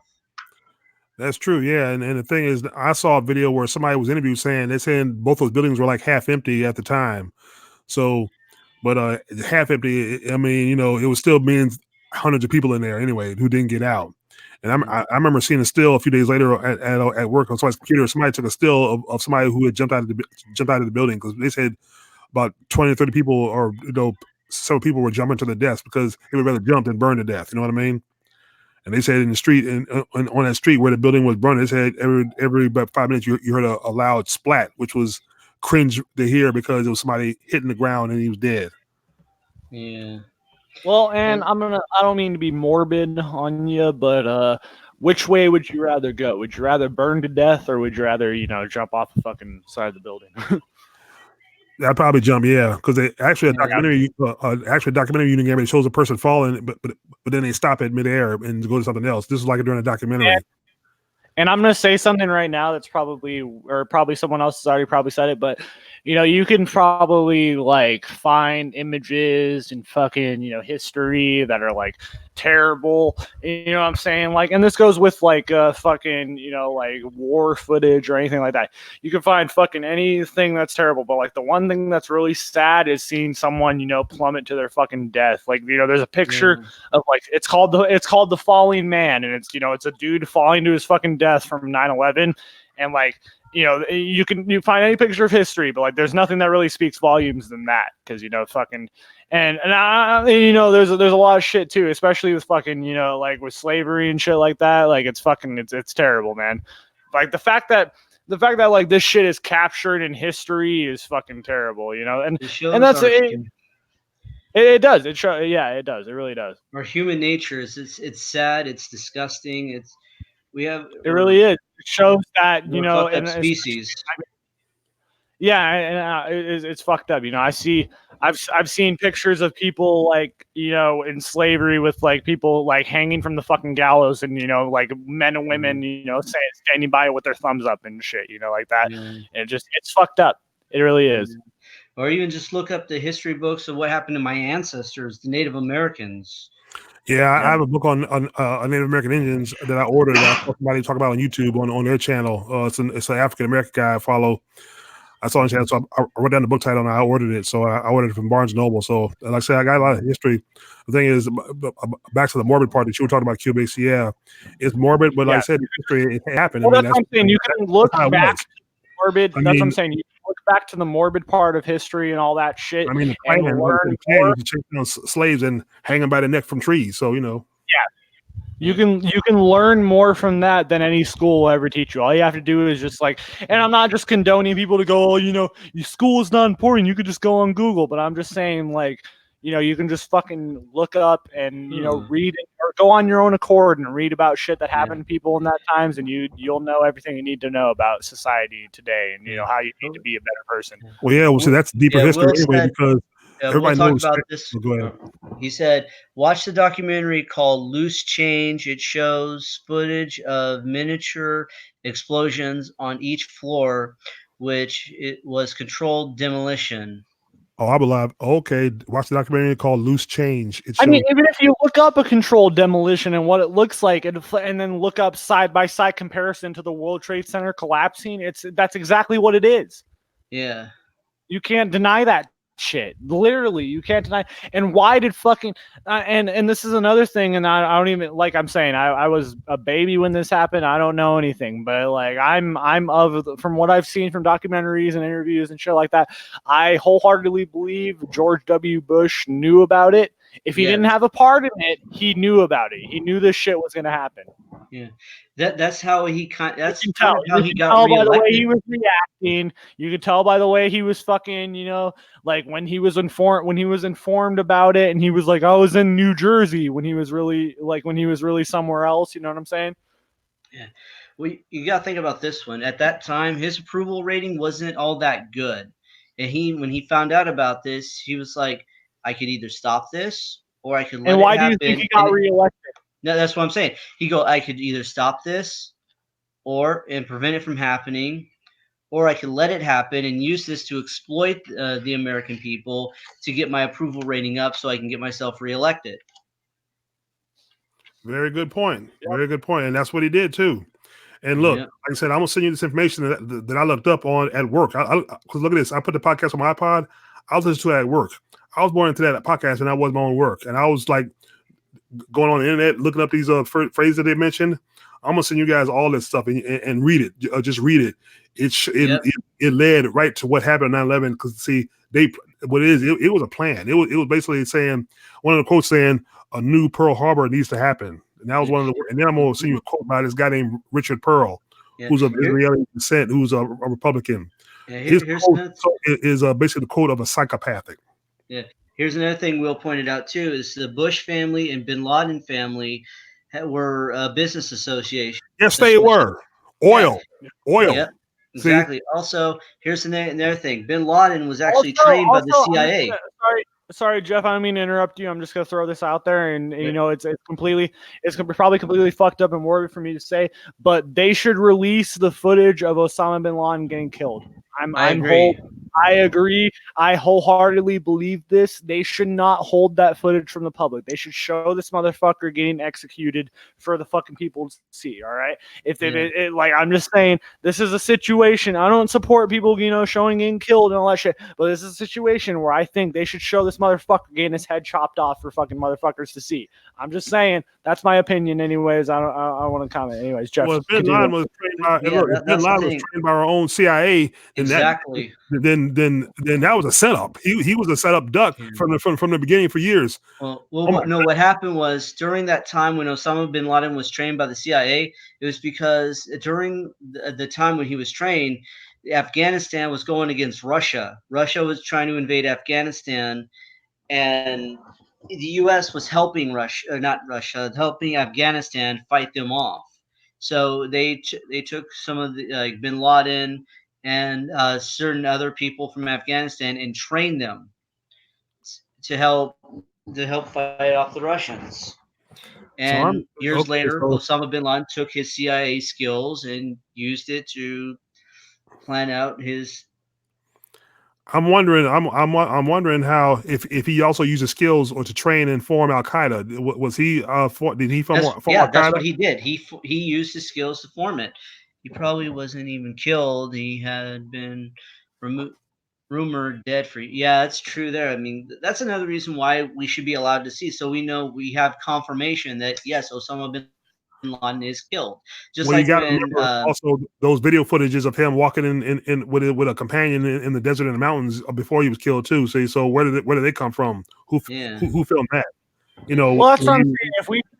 If we can have fucking footage of the fucking person of the Florida killer who shot all those kids in the school talking to his fucking brother on interrogation, we should have footage of Osama bin Laden getting killed. Okay, yeah. I'm just Also, saying. yeah. that's Here's the true. thing. Yeah, How do we know Osama bin Laden didn't shave off his beard and now working at an Indian casino, pretend to be Native American? I'm Cherokee. I'm Cherokee. that's a good point. You're right. Yeah. You never know. I saw an episode of American Dad one time, and it was like, "Oh, we found Osama bin Laden, and he was like an accountant working at fucking, Miss Milliman Sachs and shit." Yeah. He's fucking. Oh, You can also, easily. You know what I'm saying? It's not that too far out of impossibility to think that. you're right shit. about that. Yeah. You're right about that. Yeah. Oh no. It was American Dad. It was American Dad that they did that. Oh, one Yeah, it on. was American. Yeah, it was American Dad. I remember that. It And was also a Unagamer. What it about was these movies? What about these movies? Zero something, about the Bin Laden killing. The zero. What's it called? Zero. I got it in my room too. It's called, 30. yeah. And then Unagamer. There's one right on Netflix too. I've been watching. I put it on my list. SEAL Team 6. Huh. Yeah, because actually, the dude that's in it is the dude that was in Never Back Down, the one that played the bully, Cam Well, Gigante, and, something like that. if they're just like, and if these people like had access to the Bin Laden footage of them killing Bin Laden and made a movie off of that, then I would respect them. But it's just like them, shitting on the Navy SEALs and shit, thinking about, oh, this is what they do. They made 2 movies on it already, so I'm guessing any real footage. Hey guys, as they say, it's classified in the White House. That's the famous. That shouldn't be classified. I'm sorry if they have fucking. I'm sorry if they have fucking footage of the Columbine shooters, like with audio. By the way, I'm gonna tell you guys this right now. There is audio of the 2 Columbine shooters with the audio shooting these fucking kids. And you can hear them, and you can fucking make it out. It's online somewhere. And not that I'm someone who looked this shit up. I'm gonna clarify that I did not look this shit up. I was shown this by a third party who was fucked up and showed me all this shit when I was younger. Yeah. Okay, so I know of this shit. And if they have footage that's out there to the public of the Columbine shooters killing fucking kids, then we should have access to the footage of fucking Navy SEALs killing Osama bin Laden for committing 9/11. I'm just saying. Yeah. It makes sense. And the fact that we don't have any, as much as a fucking photograph, you know what I'm saying? Like fucking, like with all these cases of fucking, like things that haven't been filmed, but like there's photographs, you know what I'm saying? Like there's shit like that. Like with Owen Hart's death, there's no footage of it, but there's no footage of it, but we've seen pictures of it.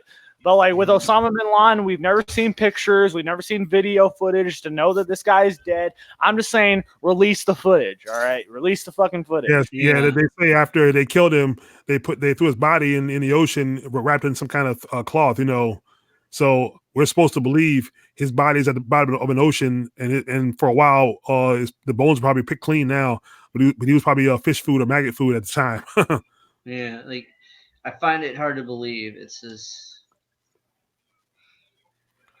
Yeah, but like I said, this country, this government's messed up. I mean, to manipulate and plan something like that just to, just for your own financial purposes or for political purposes. I mean, like I said, the stuff I'm gonna send you guys, I'm gonna send you the podcast and the information. You're gonna freak because it's gonna be, like I said, YouTube might even want to do your own videos on it and analysis. You know what I mean?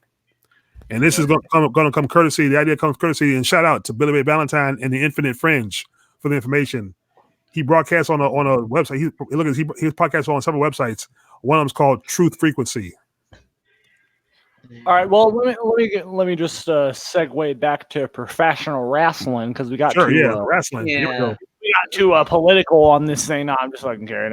We could talk about whatever we want, but I might as well talk about this. There's an indie wrestler by the name of G Raver who posted he had some type of injury happen, and then Jim Cornette shit on him for it because it was stupid or whatever. Like he went through some light tubes or something like that. Like he fell off.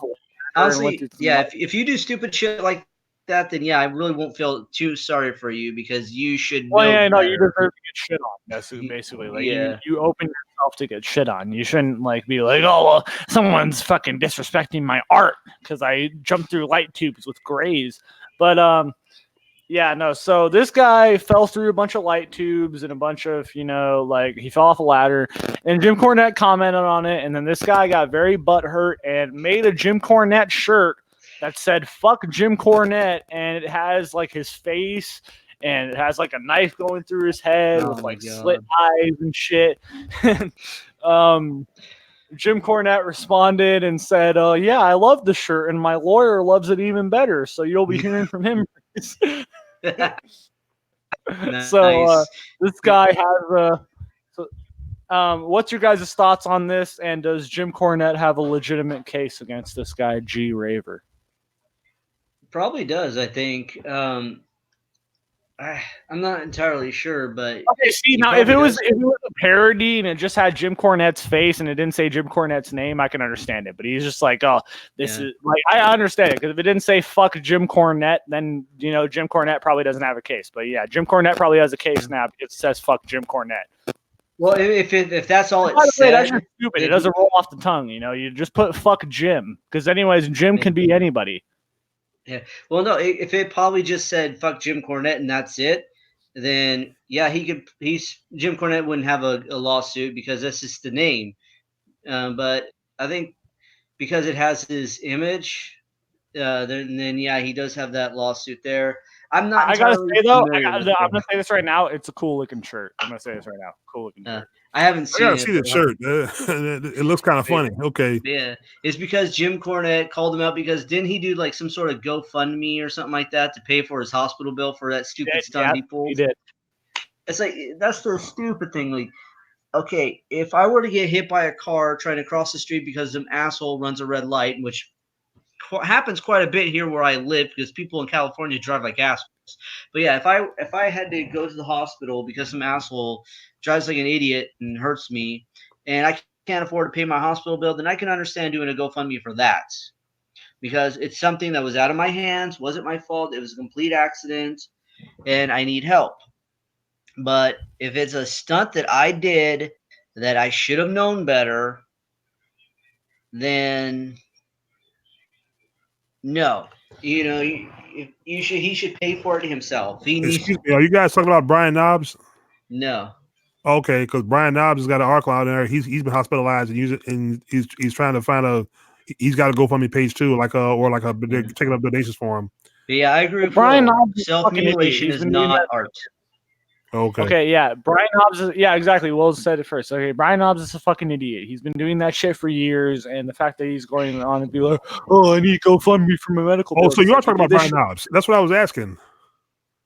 No. I'm not talking about Brian Knobs. I'm just saying, in general, I know Brian Knobs is one of these people, and I'm just saying and I know Brian Knobs is past the years of his prime. He probably needs to pay check. There's nothing wrong with that. I'm not shitting on that. There's nothing wrong with needing a paycheck when you need it. But I'm just saying Brian Knobs is one of these people that holds on to the fucking, past and tries to get nostalgia pops, and he fucking, goes through tables and goes through all this shit. And it's his own fucking fault. I'm sorry. Right, it's his own fault. So technically, you were talking about Brian Knobs. Yeah, I saw that article. Yeah, one half of the Nasty Boys. Like I said, when you get in this business and you and if you know you died, he did the same thing. If you know you're getting old, the money you made before, like I said, and they were in WCW, so they made some good money. They should have invested it and maybe started a business. That way, he wouldn't be in this. He wouldn't have this problem. You know what I mean? Yeah. He's also saying he needs money because his wife is having the same kind of issues too. Yeah. that's the sad thing. Seeing wrestlers who made a lot of money back in the day, and you see them now and they're broke and they're doing horrible in life because they made bad choices with that money, doing drugs, doing God knows what else. It's like, or spending it very And lavishly when they should have. and by the way, this is why Joey Janela will die in the ring. By the way, I'm just saying, because this is a guy who promotes and fucking glories in the fact that he's never been trained, that he's never been to wrestling school a day in his life, and he does shit just to do shit. This is the Joey Janela is a guy who's gonna die. Who's gonna die in the ring, and Darby Allin is another one. And I love Darby Allin, and I fucking I support Darby Allin and anything he does. I think he's a great wrestler and all that shit. That's besides the point, because here's the difference between Darby Allin and Joey Janela. Like Joey Janela brags that he's never gotten wrestling school experience. Like you can tell when you watch Darby Allin that he has actual experience in wrestling, that he knows how to fucking work.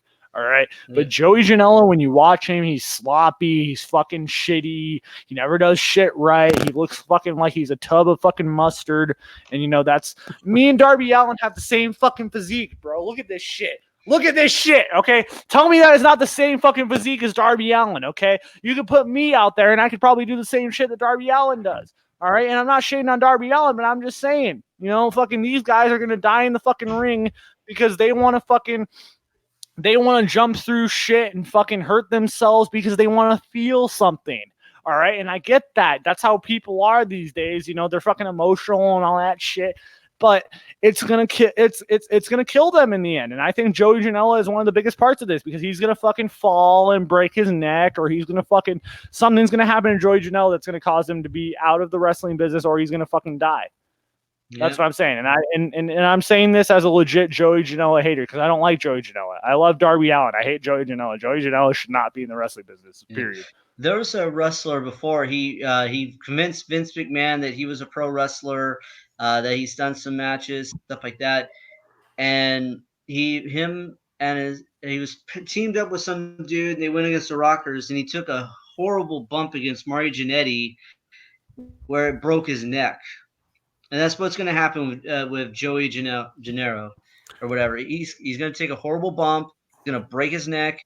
And he doesn't know how to work. I'm sorry. Anybody who defends me on this can fucking fuck off because he doesn't know how to wrestle. It was obvious in that match against John Moxley. Okay, you go back and watch that match with John Moxley. It was like Hulk Hogan and a fucking scrub on a show. That's literally how it was.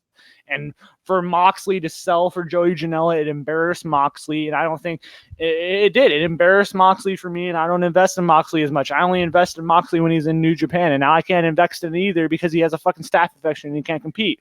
So it's fucking. I'm just saying to put this guy and it's gonna bite AEW in the ass. I'm sorry to put these guys on fucking main event shows or to feature these guys, to feature Joey Janela, to feature Jimmy Havoc.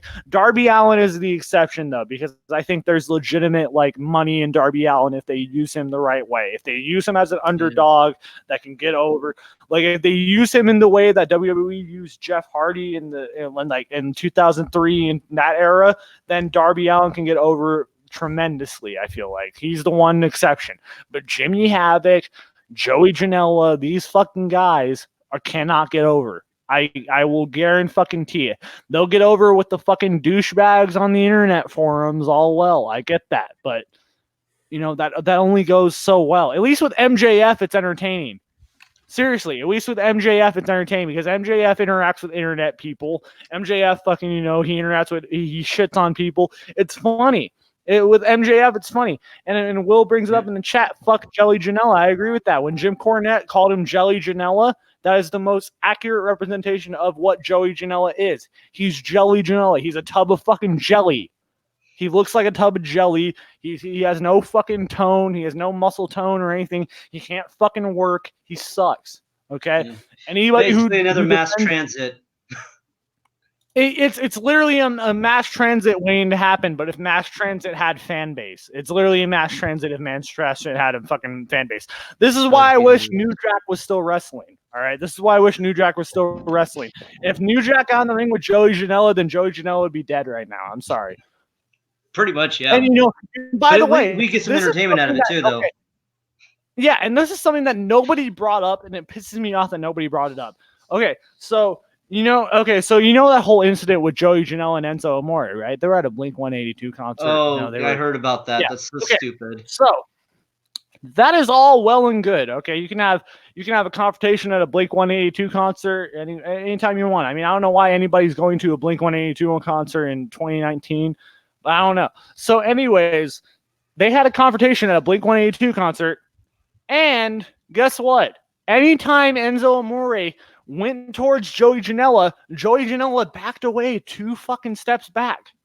He backed away from Enzo Amore. If you back down from a fight from Enzo Amore, you are automatically shit and you do not belong in the wrestling business. And I posted that on a bunch of wrestling forums. I posted that on the All Elite Wrestling group, and I got flamed for it, dude. I got fucking flamed for it. The All Elite Wrestling community was pissed. They were like, "Oh, Joey Janela's the best." And Cody Rhodes signed him for a reason. Yeah, we gotta get jizz in our fucking ears because Cody Rhodes. But yeah. So if you back down from Enzo Amore, you are legitimately shit, and you do not belong in the wrestling business.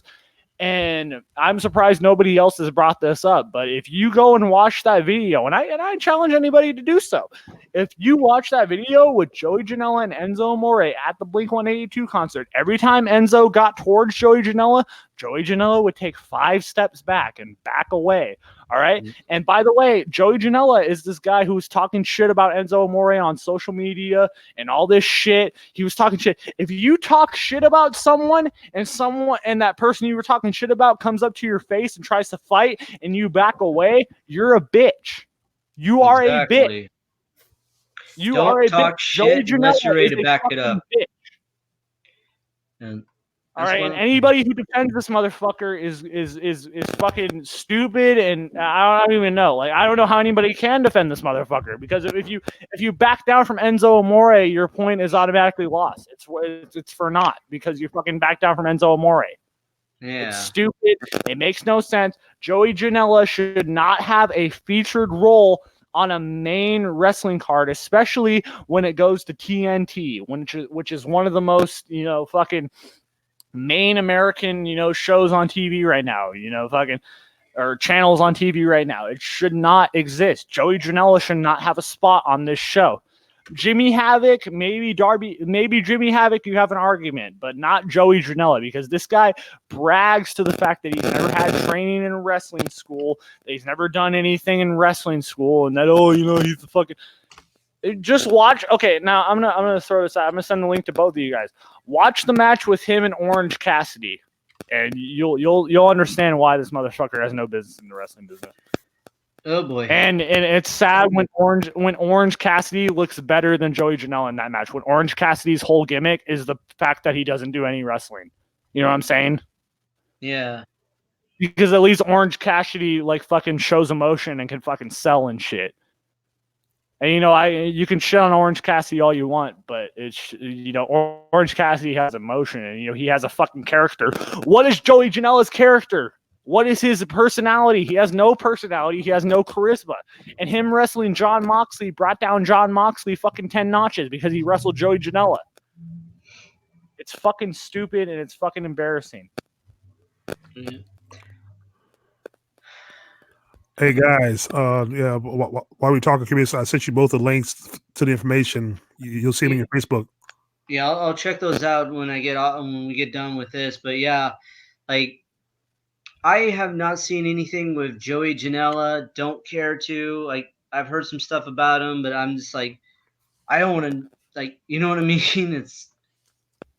If Joey Janela and Joey Ryan created a tag team, they would be the Joeys, and I think they should do that. They should definitely do that because it's 2 motherfuckers that have no business in the wrestling business, and you can fucking flame me I'm 18, I'm talking about the business, but You know, You know what? You know what I would like to see? I'm a modern day wrestling fan. Yeah. I'm the guy that they should be catering their audience to. I'm the demographic, and I do not find this shit amusing. I do not find fucking Nyla Rose amusing. Nyla Rose can go fucking do something else. Fucking Joey Janela can go fucking jump through fucking light tubes and all that shit on a CZW show. That's what CZW is for. Why are we putting him on AEW when it's going to be mainstream network television? Okay, why are we pretending that Joey Janela has this fucking great presence and we need to put him on a main fucking network show? It's like when people were defending Goldberg and be like, well, Goldberg has a fucking presence other than Matt Riddle. Goldberg has no fucking presence. He comes out there and fucking goes, you're next. And that's all Goldberg does. Yeah. All right? You know what I'd like to see, honestly?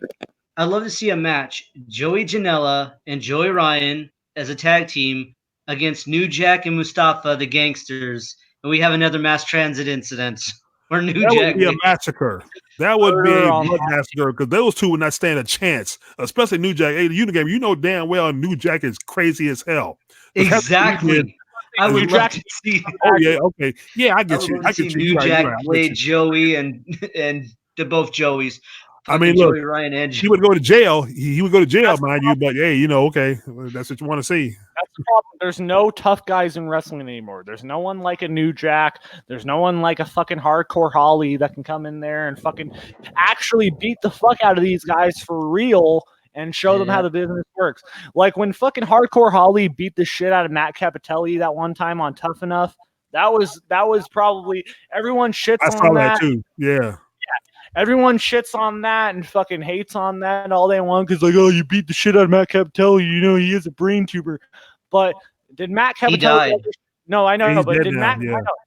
Oh yeah, I know. But did Matt Capitelli ever shit on Bob Holly for that? No. Exactly, because Bob Holly was showing him how the business works. And if you ever hear his explanation for why he beat the fuck out of Matt Capitelli, he was saying, well, I was going to show him how the business works. If I didn't do it, someone else was going to do it later. So that's fucking smart. And Matt Capitelli knew that shit, and he never complained about it. But if someone like that did that shit with Joey Janela would be on social media and be like, oh, yeah, this motherfucker beat the shit out of me. Like, you know what I'm saying? Like that's true, yeah. Because there's no one like a Bob Holly. There's no one like a fucking Eddie Guerrero, and even the Undertaker. You can shut. The Undertaker's probably the locker room leader in WWE now, but he's barely there. And people say it's Roman Reigns, and I very well challenge anyone on that because I don't think Roman Reigns can lead a fucking perspective to the bathroom, let alone fucking. Oh yeah, that's true. But he can lead a horse to water. I mean, he's just all Roman Reigns is. All he is The Rock's cousin. That's one reason why he's at where he's at. He's The Rock's cousin. See, Nia Jax in the business. Nia Jax too. There's an argument made for Nia Jax. She's worse. Ain't nobody in the game. She's worse because she's known for injuring her opponents. I didn't even know Nia Jax was injured. I saw a fucking poll on Instagram. It was like, do you miss Nia Jax and she's injured? I was all like, what kind of question is that? I'm like, Nia Jax. I'd be like, hell no, I don't miss her. Because it's karma. Because like I said, it's karma. Because after the 3 people she injured, and if anybody else, and I will wholeheartedly stand by this till the fucking grave. If anybody else broke Becky Lynch's face like Nia Jax did, if anybody else punched Becky Lynch in the face like that, they would be fired. They would be fined. They would be they would be suspended. All this shit because of the fact it was Nia Jax. Nothing happened to her. All right. It pissed me off. Anybody who says otherwise is a fucking liar and has Vince's dick so far in their ears it's coming out of their mouths. Okay. So I'm just saying. There, if you were wondering why Nia Jax never got punished for that shit, it's because she's The Rock's cousin, and nothing was gonna happen to her otherwise. And it's fucking okay. Can anybody name a great Nia Jax match? No. Exactly. I can't. Oh, okay. Now I'm gonna ask you this. Can anybody name a great Nikki Bella match? Hell no. No. Exactly. And it's fucking it's just embarrassing that they put these people on they put them on a pedestal. I get why they do it, but it's just embarrassing because The reason they became stars, as far as the Bellas go, the reason they became stars is because half of them came through what I like to call the diva skank search. And Vince is probably sleeping with them, because remember he's got those grapefruits that he had, so that's the only reason why they became stars, because of their looks. They can't wrestle for shit. I don't think Vince can fuck any of them after 2008. Well, he's not sleeping with his wife, so why not? Because we all know that. But anyway, that's another story. After 2008, with that whole Layla and Michelle McCool class, like with those women, I think that was the end of Vince. Fucking all the women and shit. Because now they do real legit women's wrestler.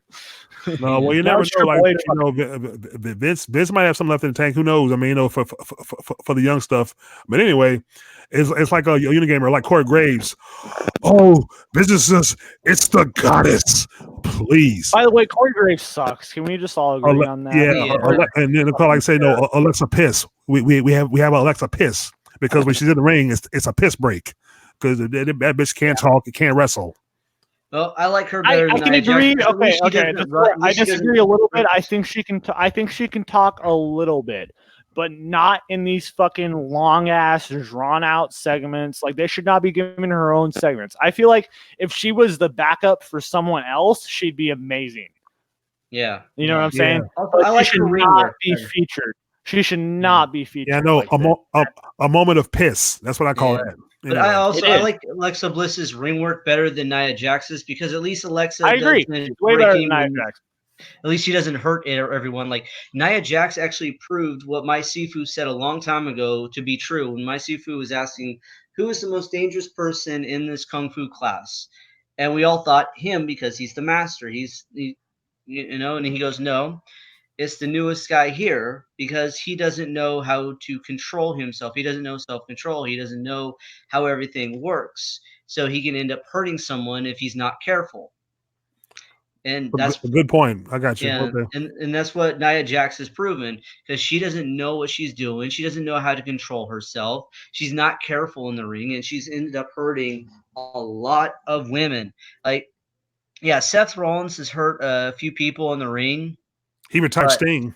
That. But then again, that's like 3 people that Seth Rollins hurt, and that's over like a certain period. It was like, of how long has he been in WWE for, from developmental till now?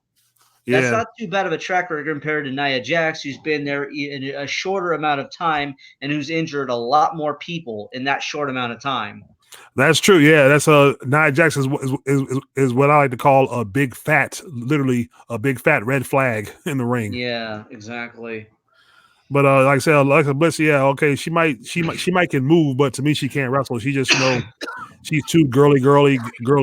I like people who can wrestle a little hard, but not interested. Anybody like Jessica Havoc. Rosemary's good. I always liked ODB.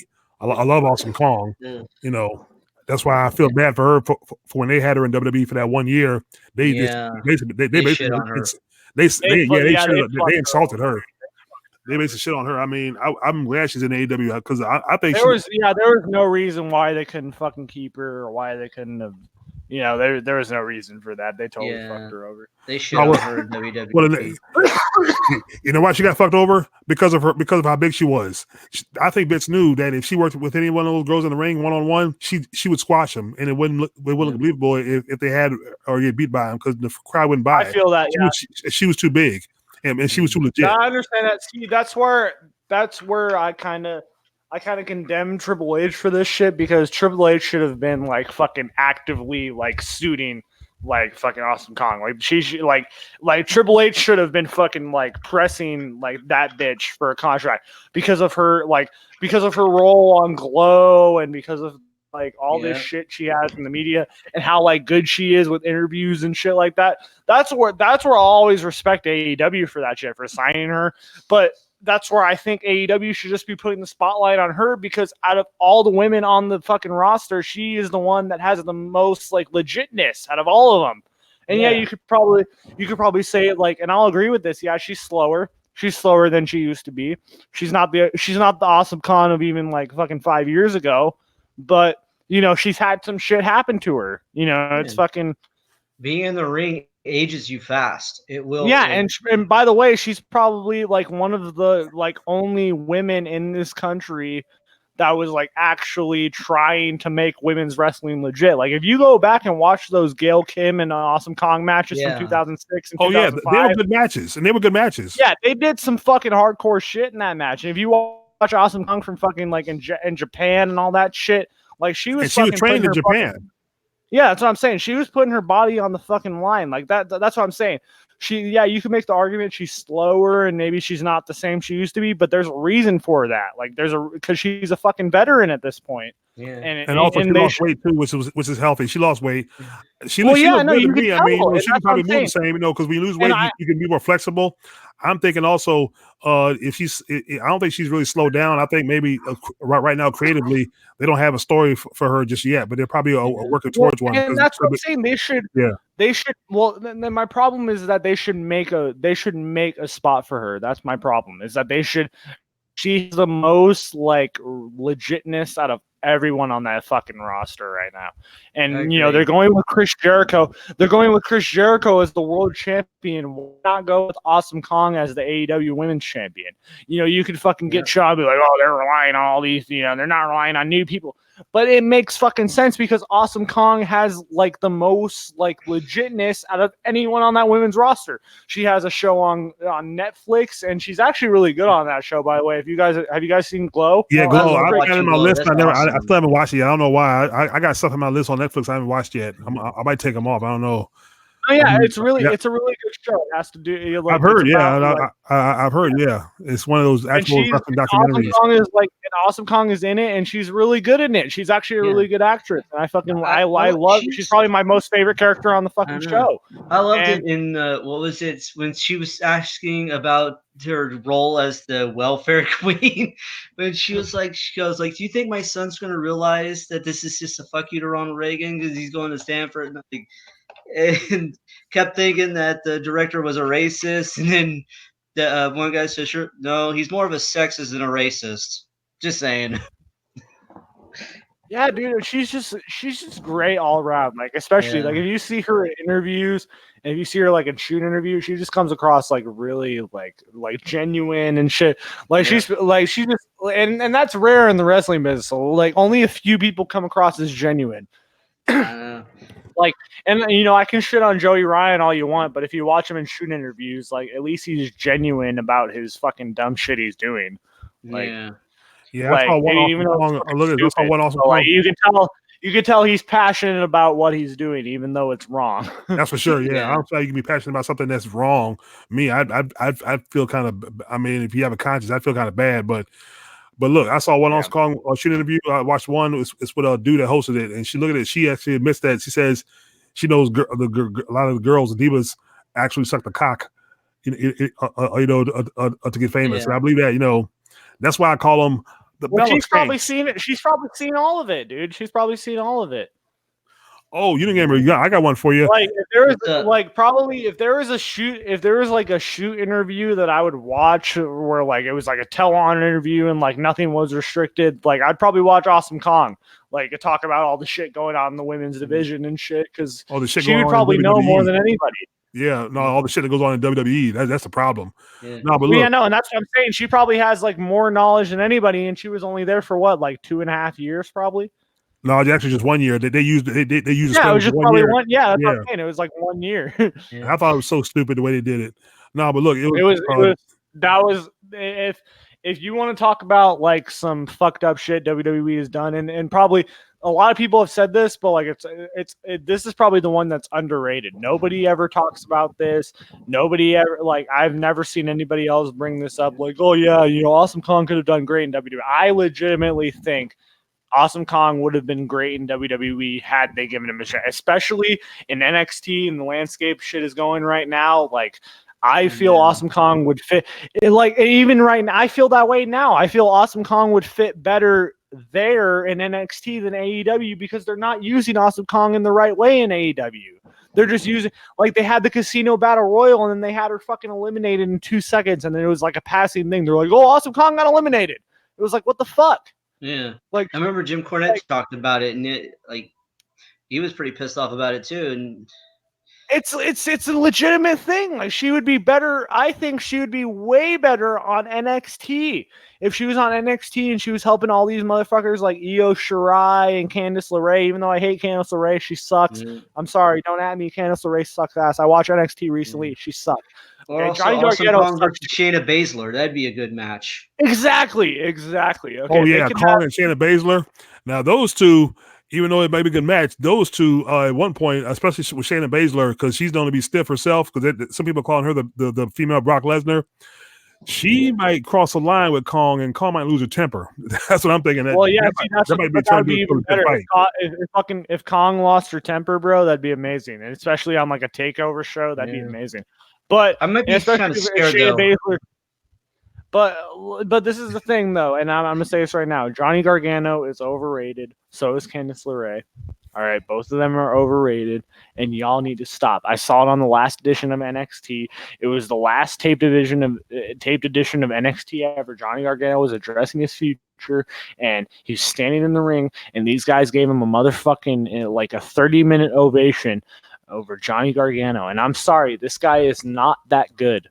Okay, he is not a Daniel Bryan. He is not a fucking. He's not even a Tommaso Ciampa. I will argue Tommaso Ciampa is better than Johnny Gargano. All right, I'm just saying.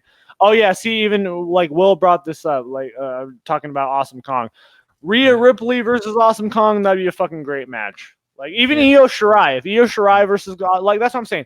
Awesome Kong, if she went to NXT, she would have a way better chance for opponents and to get and like if she was in NXT, she would be the main fucking women's star. I honestly believe that shit. Yeah, and also Tessa Blanchard, and Tessa Blanchard is more legit than Kong because she fights men. I love Tessa Blanchard. I really hell yeah. Tessa Blanchard. I do love Tessa Blanchard is crazy.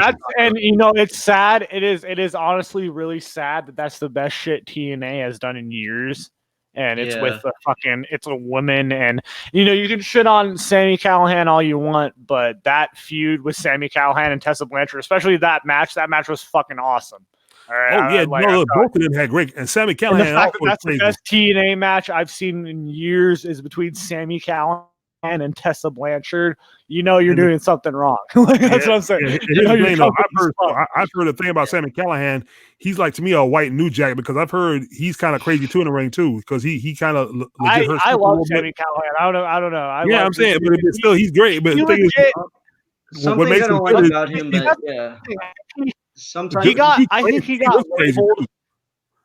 Oh yeah, no, he looks legit and he talks legit and shit. I think he got labeled with that stigma when he broke Eddie Edwards' face with that baseball bat. Okay, that's and one thing I before don't that, like literally. That was an accident. Literally, no. Well, literally, you go back before that and watch Sami Callihan shit. He's not reckless. He knows how to work. This guy was Dean Ambrose's partner before Dean Ambrose was famed. And they had a partnership. They were Switchblade Conspiracy, and they were fucking legit, dude, man. I was fucking they're fucking if you go watch Switchblade Conspiracy like promos, they were legit, dude. I'm telling you, they were a good tag team. Yeah. But Callahan knows how to work. But I'm telling you, when he hit Eddie Edwards in the face with that bat, he rode with that. When everybody was shitting on him, he was like, I'm gonna make this my character.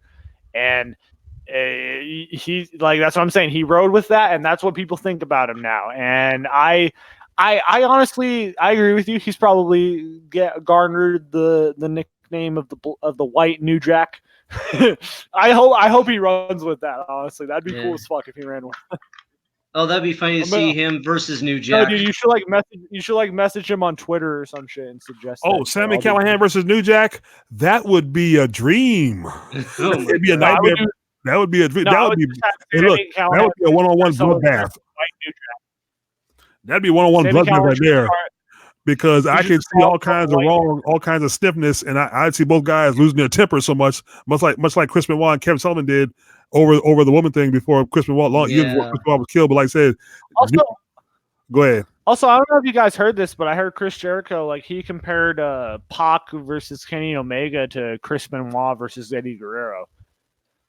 I didn't see that match, so I can't really say anything. Yeah, he was like he said these guys remind me of Eddie Guerrero versus Chris Benoit because they were never satisfied with all the moves in their match. And I was like, that's kind of a broad comparison. Like that match match sucked. I'm sorry. I don't care what anybody says. Pac versus Kenny Omega. Is it Pac or Pac? Like what is it? Is it Pac or Pac? I don't know. Because I heard it it's pronounced Pac. one way.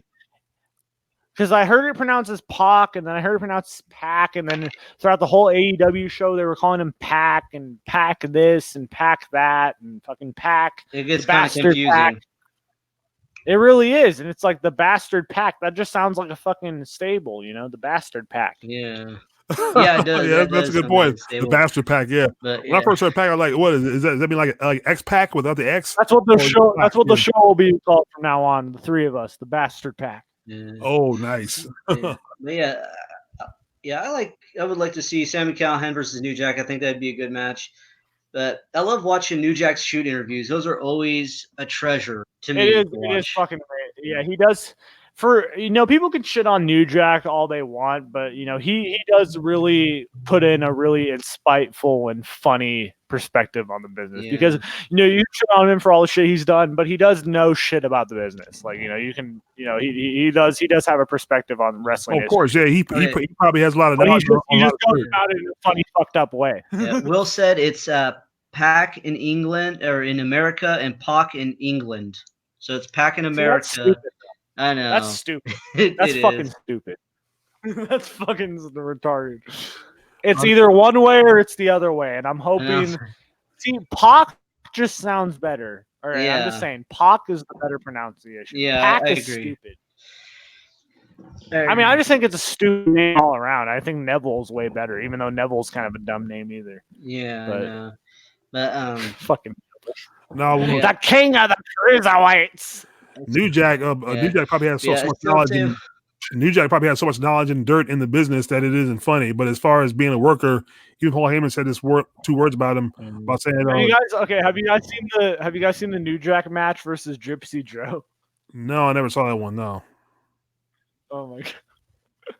All right. You guys keep talking. I'll look for this shit and I'll screen share it. No, here's the thing. Unagamer, New Jack as a worker, like I said, he was crazy. I think some people because remember he was famous for the staple gun.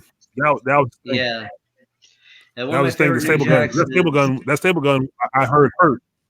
Yeah, that staple gun used to hurt, boy. He used to hurt. He would hurt you with the staple gun. Yeah, I heard he would like staple you right between the legs and shit, and then all kinds of shit. I'm like, God damn, dude, calm down. He's tried to kill people in the ring legitimately, like Vic Grimes when he tried to kill him because of that incident that happened in ECW. When he's somebody trying to kill somebody, that he should be charged with attempted murder. But how about those transit matches with what was it? Him and the Baldies. Remember them guys? Oh yeah, that was Vic Grimes. Vic Grimes was one of the Baldies. No, but also remember the guy yo baby, P in News. Oh yeah, he became one of the Baldies too. But that was cool though. That was a good change for the gimmick. And also the one dude Angel. Yeah.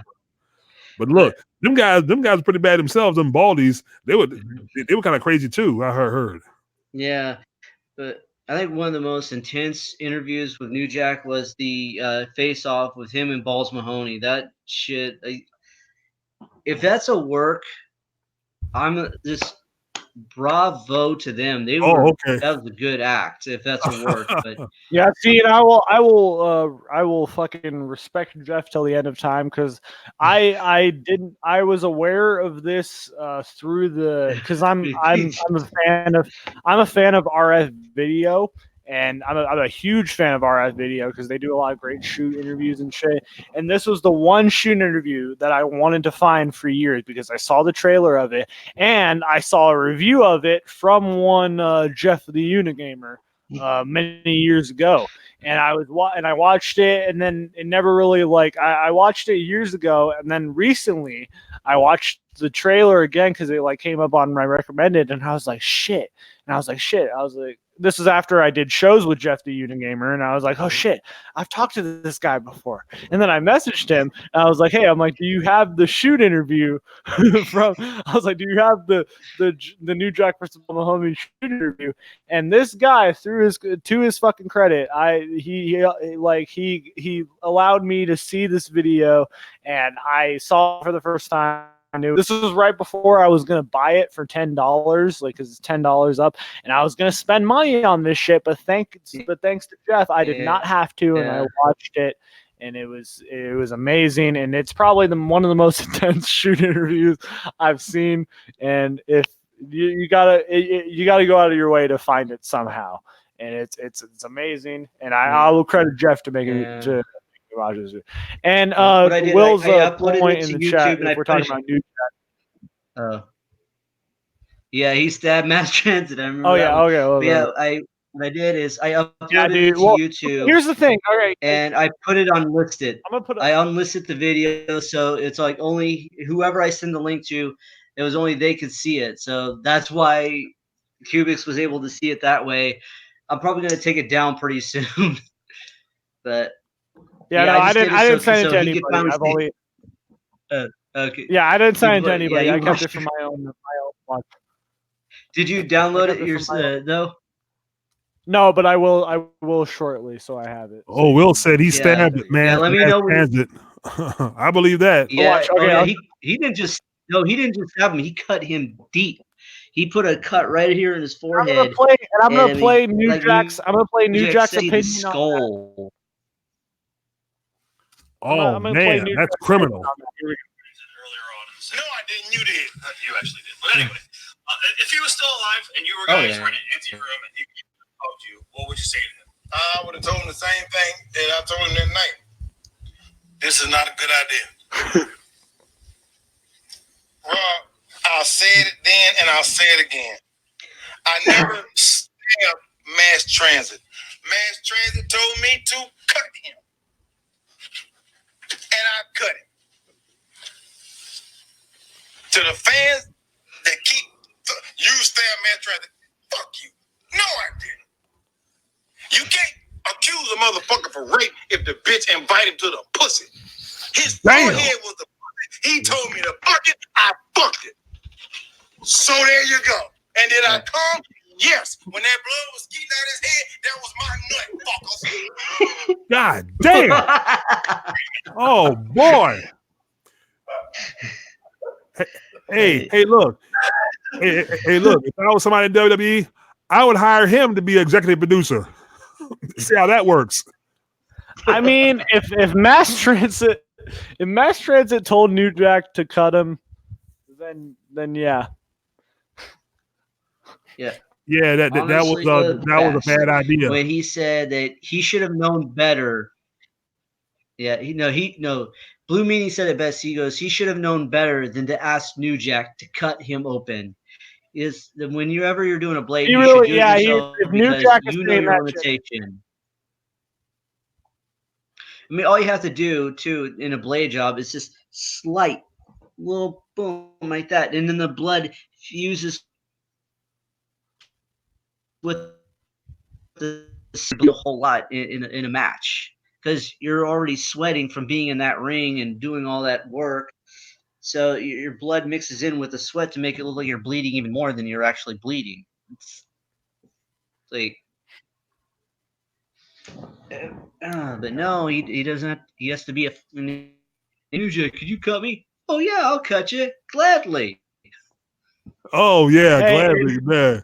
Never a word for a while. If you're the biggest, if you're the biggest, I'm gonna play devil's advocate. If you're the biggest wrestling fan in the world and your dream is to wrestle New Jack, that's all well and good. And you want New Jack to cut you to show your dominance to the ECW locker room, because that's what all those motherfuckers were doing at that time. They're bleeding and all that shit. And that's all well and good. But at least, see, if I was Mass Transit, if I was this guy, I would ask New Jack how I could blade and make myself bleed that way. I would not ask New Jack to cut me. Yeah. I would say, hey, I would, because number one, that's stupid. I would never ask New Jack to fucking, because I think people shit on New Jack. New Jack does know how to work. Like, if you, like, I've heard interviews that New Jack does know how to work, and it's, yeah, like, he does know how to work, especially with the whole Gypsy Joe bullshit. Like, Gypsy Joe hit him in the face first, and then he fucking came at him and started beating the fuck out of him. So, New Jack was like saying, I was trying to work with him. But, you know, so I feel like if you ask New Jack, how do I blade effectively? And then you could probably do whatever you want, and then fucking, you know what I'm saying? I feel like this could have gone a different way. You know what I'm saying? That's how Also, I would go another about thing it. I don't know. too is I'd be like, make another me thing. blade, but then make the blood make me look worse. You know what I'm saying? Yeah. Another thing too about that was the fact that this dude was trying to say who he was going to be. He wanted to do all these different spots, talking about what spots he wanted to do. It's like, no, you do not try to do that. You don't talk to the veterans saying what spots you want to do. You basically, you shut up, you listen, and hopefully you get called back. You just follow their lead. Okay, you follow the veterans' leads, and that's it. You don't have you don't try to say you want to put a spot in, or you don't. Like, you basically, and New Jack said it best too. All you have to do is follow my lead, and we'll have a good night. But if you try to do business for yourself, you try to do any kind of shit, you're gonna have a long, rough fucking night for you, my friend. That's what I'm kind of paraphrasing, but that's what he's saying. He's saying, you know, follow my lead, and everything's cool. But if you try to go in business for yourself, it's not gonna end well for you, and it doesn't. Yeah, And there's a laundry list because of New Jack will beat the shit out of you. yeah, and there's a others that will attack if you don't follow his lead. Yeah, no, it's just funny with the whole Gypsy Joe situation because I gotta fucking pull this up because I'm trying to screen share it with you. All right, do you guys know about this issue with the New Jack and Gypsy Joe situation? Yeah, I don't think I've think seen Malik that. did. That was brutal. Yeah, he beat the fuck out of this guy. And he was like 70, like 80 years old. Yeah. But I'll try to I think screen once share you're a it certain so I can... age, you need to quit wrestling. Yeah, you should not be 70 years old and fucking working. That's stupid. Yeah, not even Terry Funk, man. Terry Funk's old, tough as hell, but still, I think he needs to take it easy now. Although he could probably still kick my ass, Terry so Funk, I'm not gonna tell him that.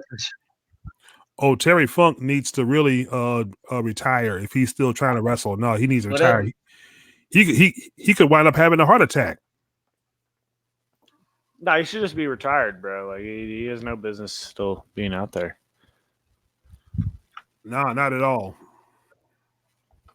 All right, works. And if there might be a slight chance that I might glitch out, and this might send my shit, off the web. But this will probably mean that you guys will probably be still streaming on my channel, so that'll be all good. So at least the show will continue, but I will not be here for a second. So I'm just saying, there's a very good chance that what I'm trying to do right now will crash my fucking shit. But at least I'll have someone on there. I think we lost Jeff anyway. I just saw his image. His image is spinning. Oh, he's here. Jeff's here. Okay, no. Well, on my end, I'm seeing his image. The camera's off, but I see like a circle spin. That's all. Do you guys see my screen? Okay. Here we go. Yeah, I see can it now. see. Yeah. Oh damn. Here we go. Oh, Gypsy Joe. What the hell did he do to the Gypsy? Let's see here.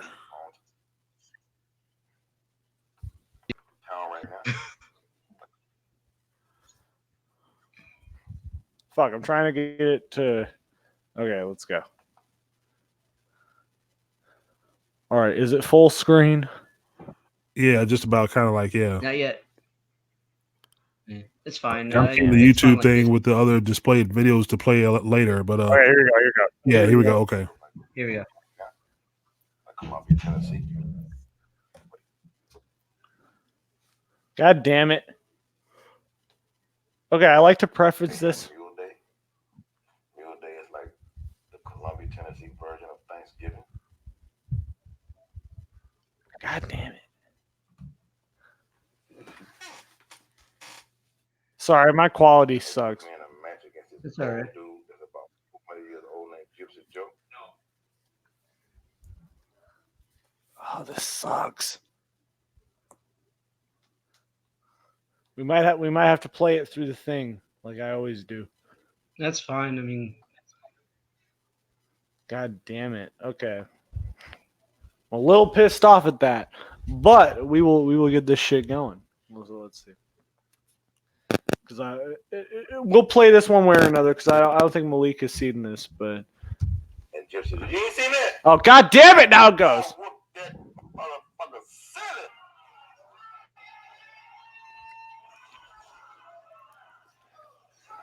Gypsy Joe said, I'll teach you how to do hardcore, kid. I said, I ain't gonna be your kid. Cubics, Will said to accept him in. We got in the ring without.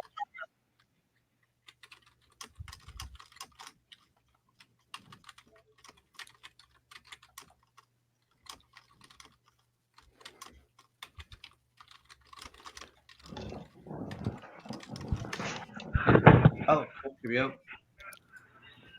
Okay. Yeah, that was a Botchamania moment. Can you guys hear me all right? All right, Yeah, the we Bringer hear you. Rain Yeah. is in the show. What's up, buddy? Yeah, I can hear. What's going on? I didn't know I'm on the web browser on my cell phone, so I didn't know if this was going to work, but it works apparently. Rest in peace, Gypsy Joe. I'm trying to get them to watch it. I'm trying to get them to watch that shit. It's not working because my computer's so slow. Yeah, I've seen this before. I'm pretty sure Jeff has seen it, but I don't know if Malik has seen it.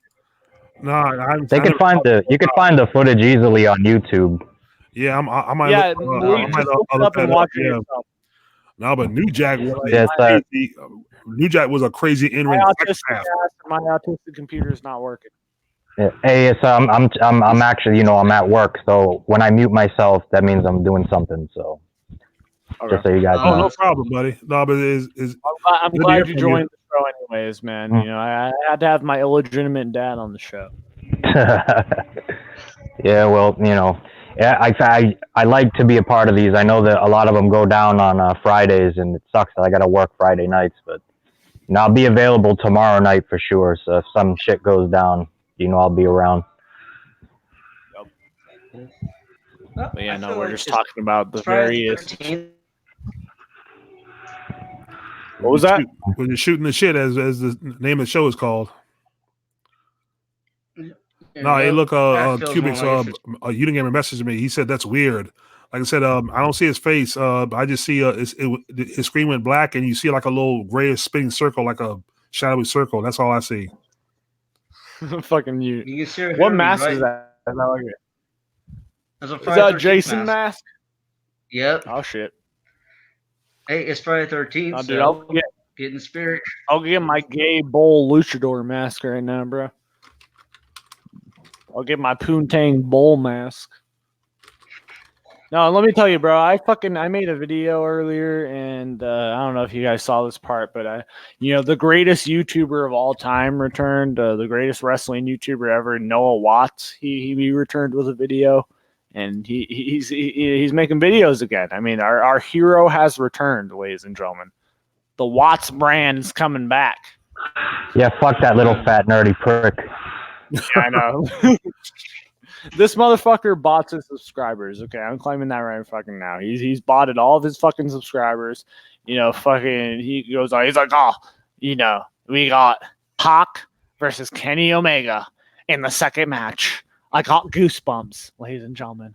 Preston, what do you think about this match? We got a guy hanging out with a fucking pedophile, possibly, and the guy hanging out with a guy who fucks with a pedophile. And then we got Noah Watts, and then this other girl who looks very uncomfortable to be there. It's fucking embarrassing. All right. And I don't know, Noah. You just gotta stop doing what you're doing.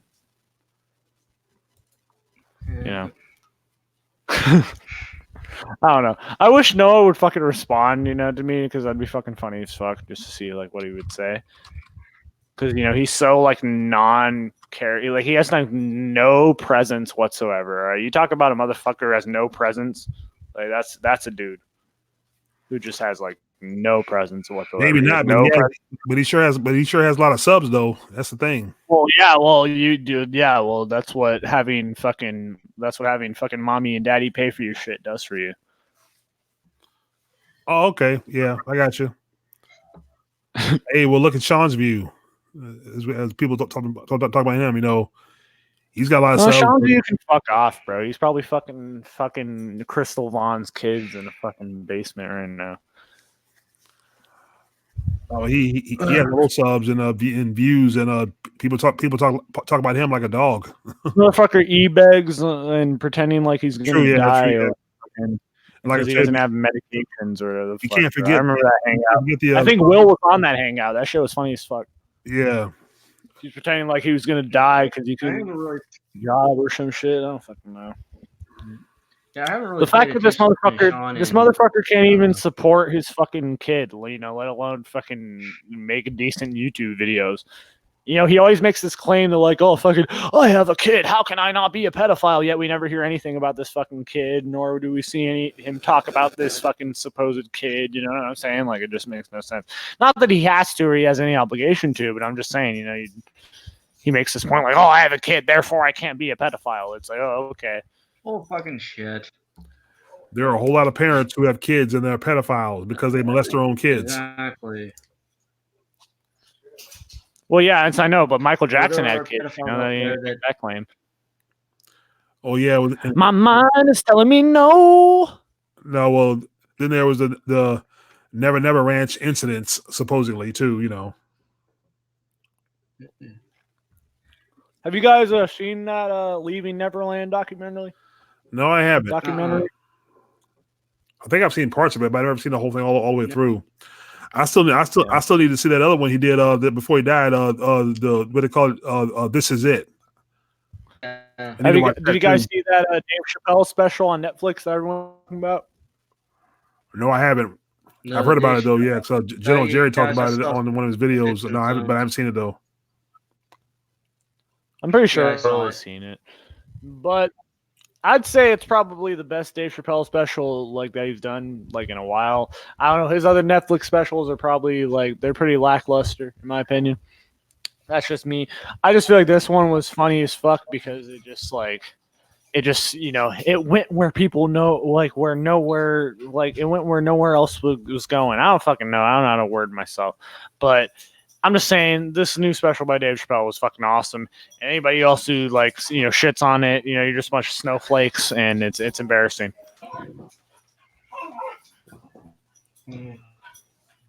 I'll mute myself for a second. I seen it at night. Yeah, I saw the comedy special and like. Hey, Unagamer, are you there? Really get offended by you can hear me? Yeah, I'm here, dude. Yeah, I can hear you. Do you hear me? That's weird. I mean, everyone else can hear me and see me. All right, folks. Clash of Champions is this Sunday, of course. But the show didn't look too good. Anyway. Well, no, Clash of Champions is looking amazing. We got Seth Rollins versus Braun Strowman in the main event. Yeah, defending the tag titles. Yeah, like I said, I'm just jumping for joy over here over that. From what I heard now, I've heard. Look at this, Paul Heyman. Even since he's high on Cedric Alexander, I've heard he's high on Sasha Banks. He's supposed to be giving her a push. So apparently, Sasha Banks is supposed to win the title from Becky Lynch this Sunday. That's what I'm calling. At the same time, I'm thinking Charlotte's going to beat Bayley for the title. So you're going to have like a switch between the four of them. Sasha's going to have a belt, and Bayley's going to lose hers. And I wonder how long the friendship will last. How the loyalty will last. Bro, who fucking cares? Honestly, like fucking. But it's so intriguing though. Sucks. Becky sucks. Charlotte sucks. All of them suck. I mean, at least with I don't even know. I mean, I was gonna defend Becky Lynch, but you can't even do that anymore because she's like really. Ever since that shit with Seth Rollins, they ruined Becky Lynch. They ruined Seth Rollins. I mean, I want Seth Rollins need to just go away. All right, he needs to just go away, go somewhere. He's the man. Remember, he belongs on 205 Live, bro. That's where he belongs. Yeah. 205 Live is going away pretty soon. So.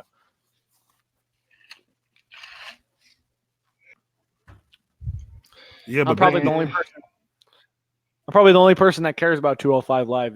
But yeah, it's going to it's migrating over.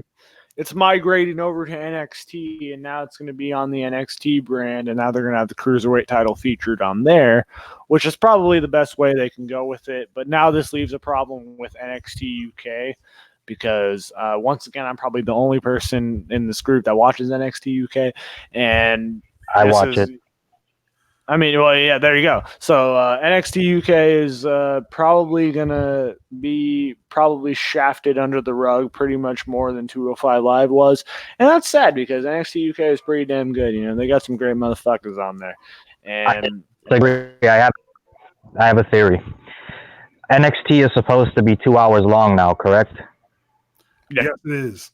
All right. So well, this is how it is on the network. First, you get regular NXT that you see weekly, and then right after that is NXT UK. I think they're going to combine both shows live. One broadcast from England, the other broadcast United States, and that's going to make up your 2-hour show. Just a theory. No, if they did that, then that'd be fucking great. That'd be legit. That'd be legitness. But yeah, that's a good concept. Broadcast the first hour from the US and then the second hour in the UK. That especially when they have like Cassius Ohno. I mean, the former Chris Hero is now on. Yeah, he's now on NXT UK. Like that's where he's now on. I guess like that's where he's more featured. So like if they have more like old NXT fucking superstars migrate over to NXT UK, and that be like the. Like that's what I'm saying. That'd be a great like segment. Especially, I just think that they might not do that just because of the whole like cruiserweight shit that they're now migrating the cruiserweights over to NXT and 205 Live is going to end. I mean, not that anybody cares about 205 Live, but still, I mean, we're gonna be all looking forward to fucking Arya Daivari debut on NXT, right?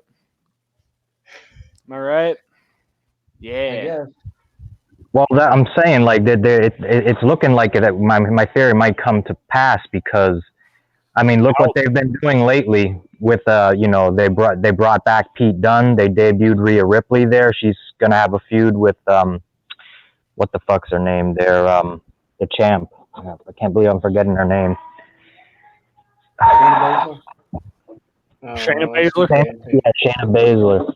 So it's like they're introducing NXT UK talent to NXT, and I'm pretty friggin' sure that unless Toni Storm has a fucking feud with whatever the fuck her name is there, the ugly little skinny girl, unless she has a feud with her, I think you'll see her over in NXT as well. Yeah. Yeah, I'm just hoping that they do something more with NXT UK because that's a fucking, if you want to talk about an underrated fucking show, that's one right there. And it's some weeks it's even better than regular NXT TV. Like if you fucking watch that shit, it's like legitimately like the wrestling's better. The fucking some of the characters are fucking wacky. Like Flash Morgan Webster is probably my favorite fucking character on that whole fucking show. You can at me all you want, but I love that motherfucker. And he's an NXT UK Tag Team Champion now with Mark Andrews. And I fucking don't like Mark Andrews because I just think he looks like a fucking like a tool, but he's fucking man. He the fucking terror. He was Mandrews in TNA, and I just can't get over how fucking shitty that name is. So fucking, he's just, I don't know, man. But anyways, yeah, NXT UK is doing some good shit. But anyways, what are your guys' thoughts on AEW? Coming to TNT and the official first match that's going to happen on AEW on TNT. Cody Rhodes versus Sammy motherfucking Guevara, the best ever. All right. He's calling himself that, the best ever. All right. Do you guys see this guy's promo on the road to AEW on TNT episode 2? It's amazing. He's the best ever. All right. He has so much charisma. He has one. It's amazing. Yeah, he's gonna take the world by storm, Sammy. And by the way, what are your guys' thoughts on this whole fucking wins and losses matter bullshit? Because I've seen Cody Rhodes say it, I've seen other people say, I've seen Tony Khan say it. They're like, oh, well, wins and losses matter. This person's 2-2. Oh, this person's 1-2. It's like, okay, why are you guys saying that when you guys had fucking 3 shows already? Of course, this motherfucker's 2-2. Of course, this guy's 1-2.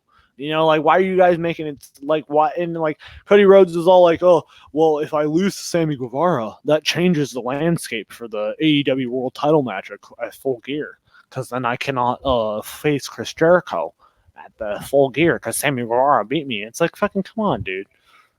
It's so stupid. Mm-hmm. I mean, I like the concept of wins and losses matter. I think that is kind of an interesting concept. I mean, I like the concept too, but like now when it's fucking 3 shows in and fucking, they're trying to make it seem like it's this big established thing. Like, yeah, if I lose to Sammy Guevara, then my title match is fucking voided. It's fucking stupid. Sammy Guevara, he's a great athlete. He looks like he could work, but he also looks like he belongs in a gay pride parade, so I'm not a fan. Yeah, exactly. He looks like Ricky Martin's fucking boyfriend, this guy. Okay, I'll be right back. I gotta get off this laptop because this one's dying, so I'm gonna get on my other laptop. But I'll be back. All right, come back wearing a Freddy mask, bro. You gotta wear a Freddy mask when you come back. If I can find it. No, it's Friday 13th though, so you gotta wear the Jason mask for Friday 13th. Oh yeah, I almost forgot. It is Friday the 13th. Yeah, there's a lot of I've seen a lot of Jason memes today online. There needs to be another Friday the 13th movie, man, or if not another fucking like series or some shit, that'd be dope. Unless they do it like correctly, if they make like. I don't think they should reboot it like again because they've already done that. They should just like expand on because like the 2009 movie they made on Friday the 13th was fine. All right, they could have fucking made sequels on that because it incorporated all 3 of the first original Friday the 13th movies. Like he was the original, like in the movie, like he was like he went around killing people with a bag over his head like he did in the second movie and shit. You know what I'm saying? Like it was like. They had homages to it, so they could have made sequels on that. Plus, there were some good titties in that movie, so you can't go wrong with that. So, Friday the 13th, 2009 is very underrated. I'm just saying. There's always a good set of titties in a Friday the 13th movie. Yep. It's better than Jason X. I mean, fucking anything's better than Jason X. Yeah, Jason X was very, very weird. That was kind of like. No, it was fucking gay. It was fucking gay, bro. That cyborg chick though was kind of hot to me. I mean, that's just me though. Yeah. Oh man. Sorry. No, but 2009, the 2009 version was very good. That was a good reboot. Yeah, no, they could have. That's a legitimate like good reboot, especially. And another movie nobody really talks about is the Wolfman movie. Like, I don't know if you guys know about that, but like. It's called The Wolfman, and it's like an old like Universal like monster movie thing, like Frankenstein and the Mummy and all that shit. And they made a reboot of it in like 2010 or some shit, and it was really fucking good, and nobody ever talked about it. And that's like a good reboot of something that's cool. So they can do reboots effectively when it's done right. And supposedly there's going to be a new Chucky, series coming out that's like kind of a reboot, kind of not. It has the same actor who plays Chucky. Whatever the fuck his name is, I think his name is Brad Dourif. I mean, if you guys seen that new Chucky reboot movie, it's fucking stupid. But yeah, I saw that shit. That shit stunk. They should not make no more sequels to that because that Chucky, the last Chucky series was just fine. Like I said, this new one, that was in the toilet. That was trash. I mean, I'll give Mark Hamill. I knew that movie was gonna. I'm sorry, bro. I know that movie was gonna suck when I found out Aubrey Plaza was in it. She's funny, but she does not belong in horror films. She doesn't. Yeah, she can't do serious roles, bro. It's. I can't take her seriously. She's hot as balls. Like I'll fucking like. She's really really hot. Like I'll fucking. Fuck that bitch sideways. But yeah, she should not be in serious roles, especially like horror movies and shit like that. And I can buy her being a fucking, like she was supposed to be the mom of like this kid who's like 13 years old, and I was like, I can't fucking buy this shit. Like, come on. And he was like, there's something wrong with Chucky. It's like supposed to be like this Stranger Things type bullshit with like Chucky. I'll give Mark Hamill props for trying. Mark Hamill's a good voice actor and all that shit, but just no. If they did something else with like fucking Chucky versus like Annabelle, Annabelle from I forget what movie she's from, fucking the Conjuring. Like if they did like a Chucky versus Annabelle movie, that'd be fucking awesome. Like that'd be legitness. Yeah, that could be that could work. Yeah, just due to at least the Chucky doll can move. The Annabelle doll doesn't move. It's just possessed. It's driven by a very demonic presence there. Yep.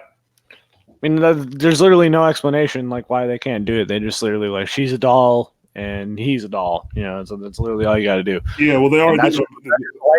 And I've heard for years that they've tried to do like a Chucky and Nightmare on Elm Street, crossover, and I don't know why they've never done that because there's literally no reason why that doesn't make sense. Like and I don't know why they haven't done another like reboot of the Nightmare on Elm Street. I mean, I know why because the one they did in 2010 sucked ass because he had fucking peanut butter all over his face, but that's the point. I don't know, man. They could easily do another Nightmare on Elm Street, especially with the dude who played Freddy Krueger is still alive. I feel like he could still pull it off, especially if they do like an older version of him or some shit. Like they could do something good with that. I feel like it would make sense if they can do a fucking It. If they could do like an It movie, like 2 It movies, which by the way, It Chapter 2 sucked balls. Malik, did you see that movie? Or Will, did you see that movie? It Chapter 2. Yeah, I saw it last Friday night. Yeah, I thought it was good. I liked it. I enjoyed it. I enjoyed both films.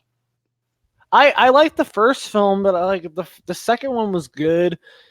And then just fucking went on forever and ever and then fucking ever. Like, and then I was just like, damn, this is just going on. And the only, like, I'm just saying the part that really drove me in was the fact that Bill Hader was the whatever the fucking name is, the dude with the glasses. Like he was the older version of that guy. Like that's what I loved about it. Like Bill Hader and the guy who played Pennywise were like the best parts of those fucking movies. Like, oh yeah, Bill Skarsgård is awesome. I mean, that dude. Yeah, he is. I don't know. Have you guys seen Barry on HBO? No, I don't have HBO. Oh yeah, well if you have Hulu, it's probably on Hulu. So yeah, okay. You gotta watch Barry, dude. You gotta watch that shit. It's amazing. Like Bill Hader plays he's a hitman who's an actor, and it's really good. It's magnificent.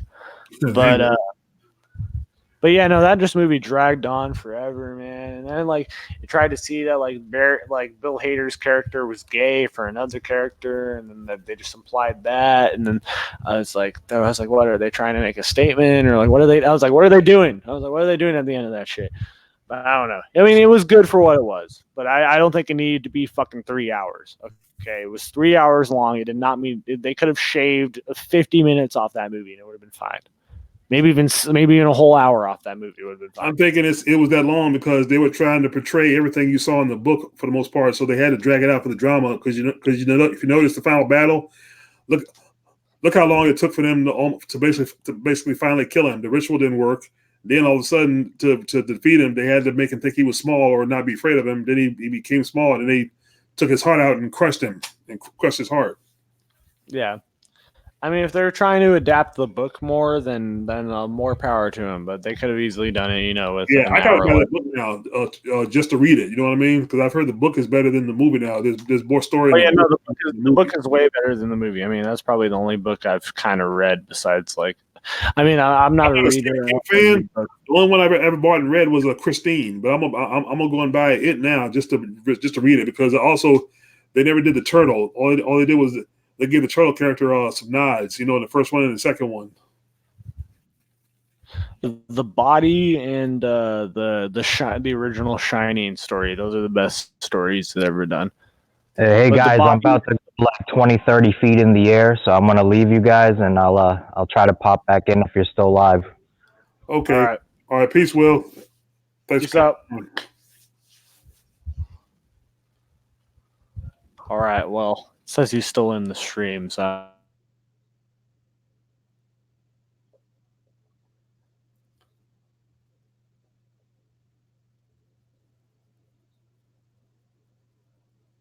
I don't know if he's. Oh. God damn it. There we go. Yeah, I noticed you were freezing a little bit there. Yeah, no, I don't know why that was. But which perspective works for you? This one or the other one? It doesn't matter to me, buddy. You know, you can do what you want. It doesn't matter to me. All right. So something happened. Shit, something happened with my camera right now. I don't know what the fuck was that? Oh, all about. okay. Yeah, my camera's fine. I just turned it off. I figured you turned it off. I forgot to turn mine off too. Yeah, I think something happened with my camera. It said it got unplugged for some reason. I don't know why. It's fucking weird. No, but if I ever get a new a new computer someday, I'm gonna get the one. I have to get it with the computer USB jack that supports the 4K Ultra. I'm gonna have a beast of a camera feed. Yeah. Because I'm gonna have 4K Ultra HD for my future videos. Hell yeah. All right, let's see if this worked. I'm pretty sure. Trying to see. The camera.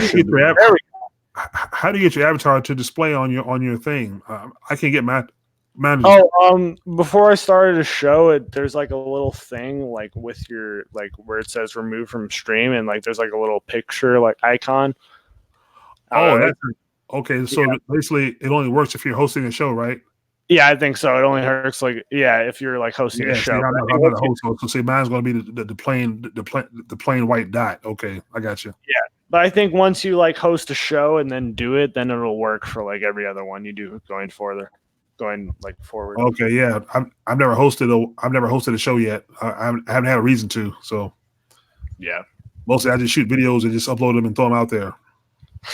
Yeah, that's kind of what I do. I mean, I just kind of go live and then post. So, like I can record videos if I want to, like just like actual videos and post them. But then like my computer takes a long time to upload, and then it's all that hassle and shit. And then this camera doesn't work with my like it's weird. Like when I try to record a video, like it only picks up the audio from this camera or it does my microphone. Like I can't use both. You know what I'm saying? So. It only so I have to use my shitty like webcam camera from my fucking laptop, so that sucks. And that's why I don't want to record videos like that. Like I want to, have my legitness webcam with my good microphone. But at least like now I can like record videos with my microphone if I wanted to, because like with my Blue Snowball, like I got a Blue Snowball microphone and I can record like any type of video on my webcam with that, because I guess it didn't work with Windows 8 for some reason. I don't fucking know. Like it just said it wasn't compatible, which is really stupid, but whatever. So that's why I had to get this new microphone for $30 though. Like this was like actually $29.99 and it was pretty cheap, so it's good quality.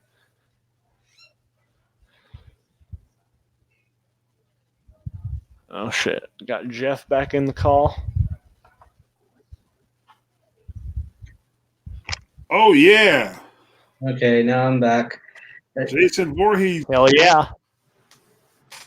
Or in this case, Unagamer Voorhees. It's Friday the 13th, so thought I'd wear the mask to be in spirit. But no, it's weird. Like Cubix was able to hear me because I said I had to get off because my other laptop was dying and I had to get on the other laptop. Okay, so he could hear you. I couldn't hear you. I could hear you or see you. All I saw was a little shadowy spinning circle. So I can hear you. I can. That's why I was messaging you on Facebook. Because look, okay, yeah. You left. I said, Unagamer, can you hear me? Yeah. So I couldn't hear nothing from you. I saw the picture I saw. So probably because I heard you. He's the host of the show. He can hear you. I'm just a guest. So see, this works differently from Google Hangouts, much differently. Yeah, I hear you loud and clear, man.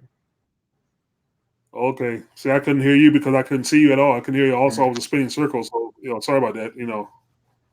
But It's all it right. is what it is. Hey, but from on a different laptop. Where'd Will go? Oh, he had to leave. Now, where did Jeff go? Where did Cubits go? Oh, I don't know. That's weird.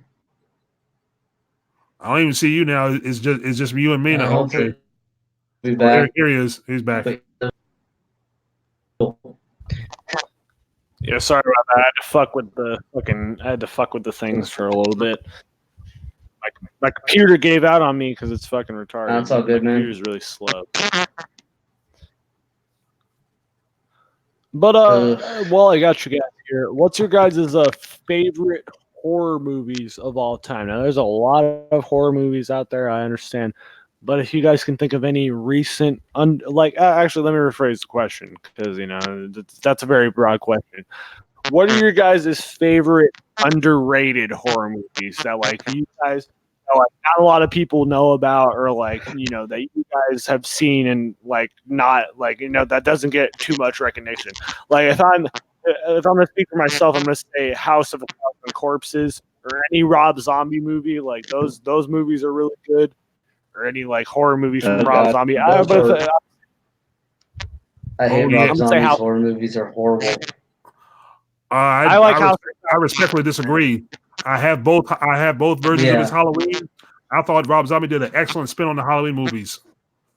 I just wish he made a third conclusion sequel to the second one, because the way it ended with Scott Taylor Compton in the institution, I thought there could have been another story there after that, but they didn't make it. So that's why they rebooted it again with the Jamie Lee Curtis version of 30 years later.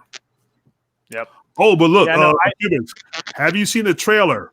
They made a sequel finally to Devil's Rejects. Yep, 3 from Hell. I'm excited. I can't wait for that shit. It looks good. I can't wait for that shit. I can't wait for that. Yeah, that's probably and Rob Zombie has made a lot of shit over the years. Devil's Rejects is fucking awesome. I don't care what anybody says. House of a Thousand Corpses, it's fucking awesome. That's probably one of my most underrated horror movies of all time.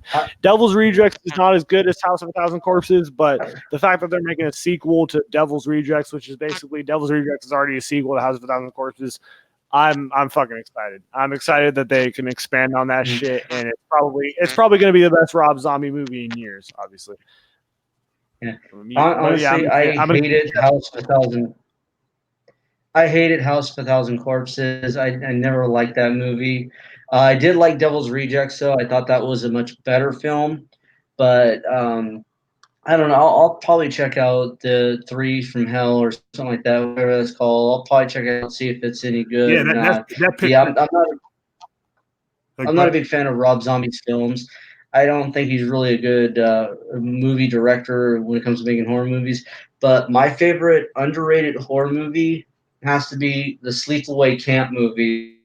I know they're pretty bad, but I still like them. It's kind of because they kind of have a funny story. With like the first Sleepaway Camp movie I saw, I have it right here, was this one, Sleepaway Camp 2. And I remember me and a friend of mine, we were at a video store looking for horror movies to watch, and when we saw this cover of the chick with a Jason mask and a Freddy glove, we thought, oh, this might be a cool movie. Boy, were you wrong. It's one of those movies that it's so bad it's good because you watch it just to laugh at it. My favorite underrated movie, you guys probably never heard of this one. I know Hubix never had because he wasn't born yet. Back in '86, and here's the thing: Gene Simmons and Ozzy Osbourne were in it. It was called Trick or Treat. Oh God! It starred the guy who played in a Family Ties. Remember the guy, the geeky guy called Skippy? Yeah, he was in it. He was playing the character name he was playing was Eddie Weinbauer. They called him the Rag Man. I know. I know you're saying, Jeff. I know you're saying, oh God, but here's the thing. You know why it's underrated for me? It was the first R-rated movie my parents let me see. I was 16 years old when I saw it. The first one. I saw it in the theater. Yeah. I thought it was awesome, even though it wasn't too really horror. the concept of playing the record backwards, bringing a rock star back to life, and then him playing his high school concert and killing people. That group of song was awesome because the group was called Fastway, but that song was awesome. The way the whole scene started out, with him, the lights and everything, and then doing the thing with the guitar with his face, and the look on the face, the black hair and everything, and then you had the drum kick in, the boosh, doosh, and then you had him sit down and say, "Oh yeah, this is awesome." And my dad was like, "This is not music. This is just noise."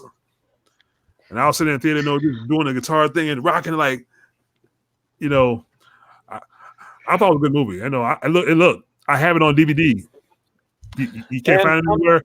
I found it at Walmart in the DVD pile. Got it for $5. Wow. And I'm gonna also bring light to another horror movie that probably it's a recent movie, but it didn't really get as much recognition at the time, and I think it's a really fucking cool, like really kind of scary movie.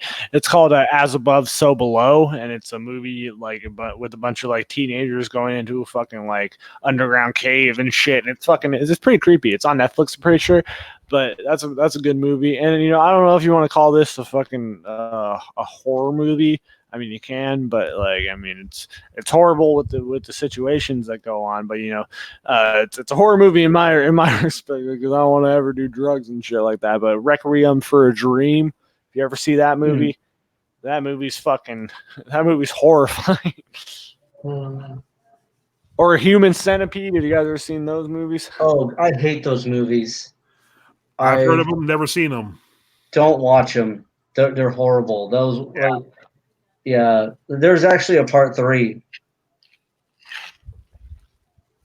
and I will not watch part 3.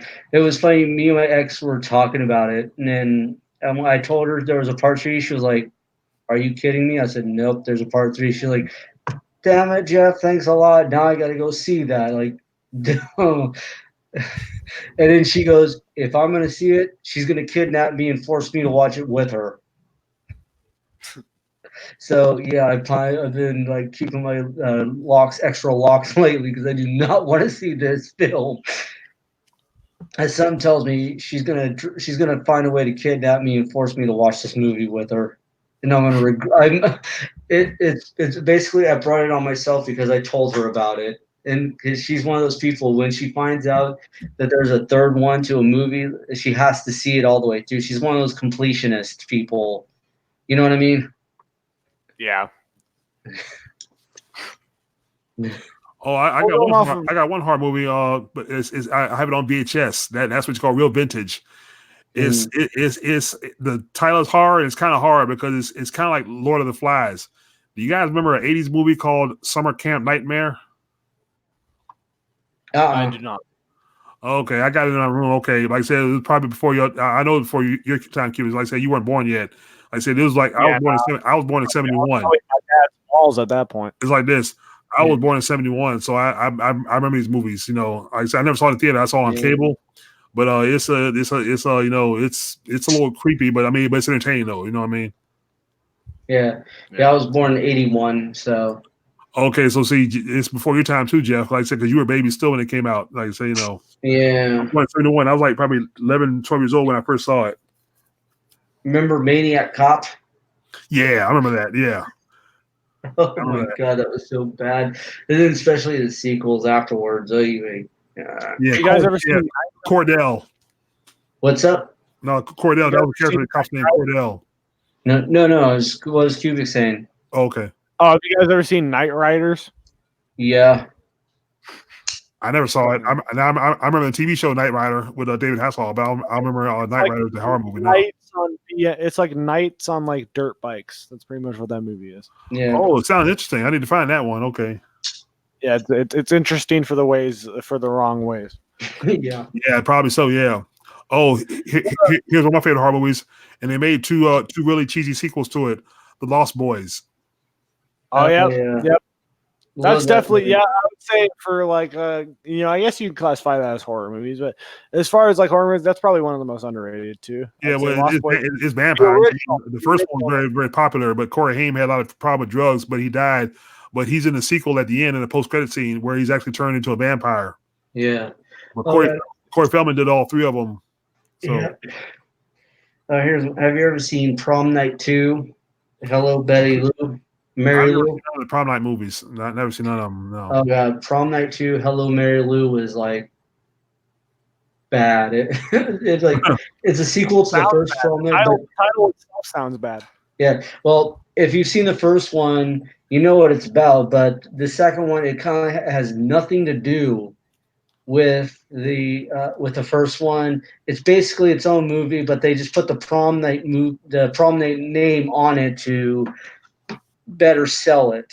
You know what I mean? Like they do with certain movies, like this is its own movie, but we're gonna attach a popular, yeah, we're gonna attach a name to it so people will come see it. Oh, let me take this damn mask off here. There we go. Things uncomfortable after a while. But yeah, they basically attached a prom night name to it to so they would have a better chance of people actually watching it. But it's basically about this girl who gets possessed by a girl by the name of Mary Lou, who was supposed to be prom queen when she was alive, and she never got to wear the crown because she got killed by an accident. That sounds like it was a cheap knockoff of Carrie too, in a way. Yeah, it I kind of remember is. the movies. I just never saw them because, like I said, I was so young. My parents let me see R-rated movies. They wouldn't let me see Yeah. horror because like I said, my parents at the time when I was small, we went to church every Sunday. I was a Catholic. I was a Catholic church, so I never got to see. I mean, they wouldn't even let me see Chuck Norris movies, and most of these movies were always rated R. I didn't see the first Chuck Norris movie until Lone Wolf McQuade because it was rated PG. Yeah. So I had to wait until, like I said, Dad took me to movies. He asked me to pick a movie of my choice, and I was 16. I picked a Trick or Treat. He said, "Okay, we'll see." I said, "Really?" I was so excited. I said, "My first horror movie." I'm like, "Damn!" I was excited. Yeah. I could never get to see horror movies, but these old ones we're talking about now, I need to go back and maybe I'll download them or look at them because Prom Night. I remember Prom Night. I remember the trailers. I remember the commercials and how people talk about it and everything. Also, like Silent Night, the Deadly Night. Those two. Yeah. But yeah, with Prom Night 2, Hello, Mary Lou, like I said, she was crowned the prom queen and everything, and she was about to put on the crown, and like her date that she went with, he got dumped by her, and he got mad. And he lit off a stink bomb kind of thing just to pull a prank on her, and it went horribly wrong, and her dress caught on fire, and she was burned alive. Ouch. Okay. Yeah. And then she ends up possessing another girl who's a candidate for prom queen because she wanted that's the whole premise of the movie is she wants to finish what Revenge. she wanted to finish what she never got to do. She wanted to wear that crown. That's all it took to get rid of her was to finally let her wear the crown that she never got to wear when she was alive. Wow. Okay. Yeah. But I do kind of like the ending because they get into the car and whatnot, and then the boyfriend that killed her by accident was actually the principal of the high school, who's one of the characters' father, and like he pulls up the car, and then the girl and her boyfriend get in the back of his father's car, and then they play her theme song, the Mary Lou's theme song or something like that. And then he looks back, this was our song. And then they drive off and like they kind of screaming. It's like, okay, now he's possessed, I guess. You know what? I think I saw that part. I saw parts of it. I think I remember that part at the end. Yeah. Hey, look, is the actor Michael Ironside? I believe so. I remember that part. I think there's one part I saw of it. I saw I think on network television or on cable somewhere. I saw the end of it. I didn't see the whole thing, but I saw enough of it, so I remember that part. Yeah. I remember those lines. Yeah. I might have to watch that again tonight. I don't know. I might download it. I might download both of them just to see Yeah. them. Oh, Yeah. Another horror movie underrated for me. Do you remember Night of the Demons? I think so. Yeah. It was underrated, but that was actually truly scary. That was creepy. Yeah. But yeah, I actually got the movie in this right here, a little Oh, okay. horror movie collection. Yeah.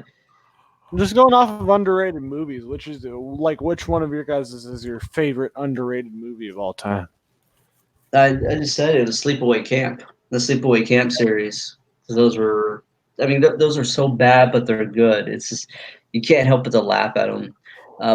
But another one of my favorite horror movies is Hellraiser.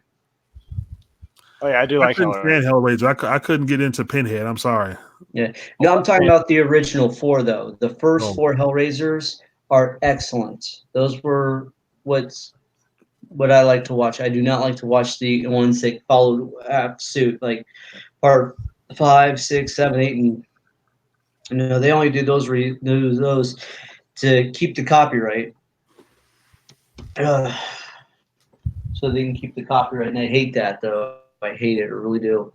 Well, yeah, But yeah. another one of underrated movies in general. This isn't really a horror movie, but it's kind of a found footage type movie. It's called Chronicle. Chronicle is a fucking great movie. It's about 3 like teenagers who get superpowers, and they. Oh yeah, I saw that. That was pretty good. I liked it. Yeah, I remember the Chronicle. I actually had that movie too on Blu-ray, but I got rid of it. I don't know why, because I had the extended director's cut. That was a good movie. Yeah, that movie was fucking awesome. Yeah. Oh, here's another good underrated horror movie. Return of the Living Dead. Yeah, I remember that one. Yeah. Me and my ex Carmen, we would watch this all the time. She used to be a stripper, and you know the song "Trash Dance 2" in this movie. She would actually dance on stage to that and oh, what the? Yeah, what is that? That's been happening all night for the most part. That bad feedback. Is that from you, Cubics? Yeah, it's probably for me. My microphone sucks sometimes. Yeah. Oh, okay. Here's another gym. Does it sound like someone hitting a fucking like? No, it's just static, like feedback static. It's not hitting. Yeah. Now I remember Witchmaster. I saw the first one. Never saw the sequel. The first one was the only one I saw. I remember the Witchmaster. Yeah, the sequel was okay, but I did not like part 3. After part 2, it just went downhill. Yeah, it did. Yeah, but the first one, grant your 3 wishes. Yeah.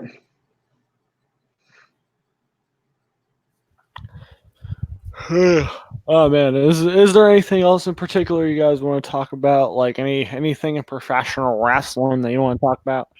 I think we've covered everything in wrestling. It just basically stinks. Nothing more we can say about it. Yeah.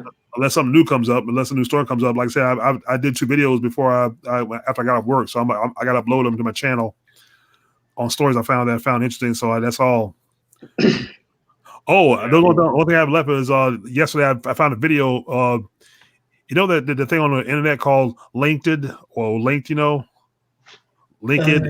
LINKED. It's like a site like Reddit, but it's called LinkedIn. Well, they have a YouTube channel, and I found a piece of they interviewed Stephanie McMahon, and then Triple H comes in at the end. That's one thing I found. I didn't watch all of it, but I watched some of it. They talk about how she came up in the business, how Andre the Giant was her friend, and how she was always around the business, and when she was 8, she started modeling for him, all that kind of shit. That's all. That's all. I was gonna do a video on it, like download a video, do a video on it, but I've done a video with Stephanie because all she does is say the same shit anyway. All right. Well, have you guys ever heard the rumors that Stephanie McMahon and Macho Man had a fucking yes, I've heard that. Yeah, and I believe it wholeheartedly. And here's the thing: what I heard was when she was 16, she blew him away, basically, literally, which is how we got the oh yeah. And here's the thing. No one has ever denied this. That's the problem with this. No one, like Stephanie McMahon, no one on the McMahon side has ever denied this. I'm just throwing it out there. This could be nothing. This could be nothing. I'm just saying, just throwing shit out there. I think something happened, and the reason why, shit out there, something might have happened. I'm just saying. I think something did happen because the thing is, for years when Macho Man left, Bishop Man hated Macho Man for leaving, but we didn't know why. They never understood why. Part of it had to do with the Slim Jim endorsement. Yeah, and if you go back and if you watch like back then when Macho Man left the company, Vince McMahon did a whole thing on WWE television saying, "Oh, Macho Man will no longer be a part of WWE, and we wish him the best in his future." And you'll see it. You'll see it on WWE television back in 1990, whatever the fuck. And it's there, and they've never done that with anyone else before then. They never did that with anybody else afterwards. It's weird. It's weird, and it was weird how he never got inducted and how he was never really allowed back into WWE when everybody else was, when Hulk Hogan came back, when Jimmy Snuka came back, when Roddy Piper came back. Macho Man never came back, and it makes it a little sketchy. And even when they were selling the Macho Man 3-disc box set DVD, they were like doing little promotions where it was just like, oh well, like I forget who it was who said it, but it was like it was someone doing an interview. It was like Dusty Rhodes, and it was like, oh well, they had it as a little promo. It was like only God will know, and we'll never know, and it's fucking like they're clearly profiting off of that shit, and that's what I'm saying. Like if you look it up, like it's there. Like they've I don't know. Like it's not too far out of the possibility that this happened, and I'm just saying if it didn't happen, then come out and fucking say that it didn't happen. What's the point? Like, where's the wrongness in Stephanie McMahon, like in on one of these Macho Man, DVDs saying, oh, well, I just want to say that there's some, horrible accusations that happened and none of it are true. And Macho Man was a great, you know what I'm saying? Like they could easily do something like that. But the fact it's not that's that hard to say. It's not that hard to say. No, it never happened. Or just be like, there's some stuff that people have said and it's not true. That's literally all you have. Won't do that is because some shit happened. But Stephanie was underage, and I think Vince, and plus at the time, Macho Man was a big star, and he made Vince money. So Vince wasn't going to press charges or was going to fire him because he would lose a chunk of a financial gain and financial draw off him.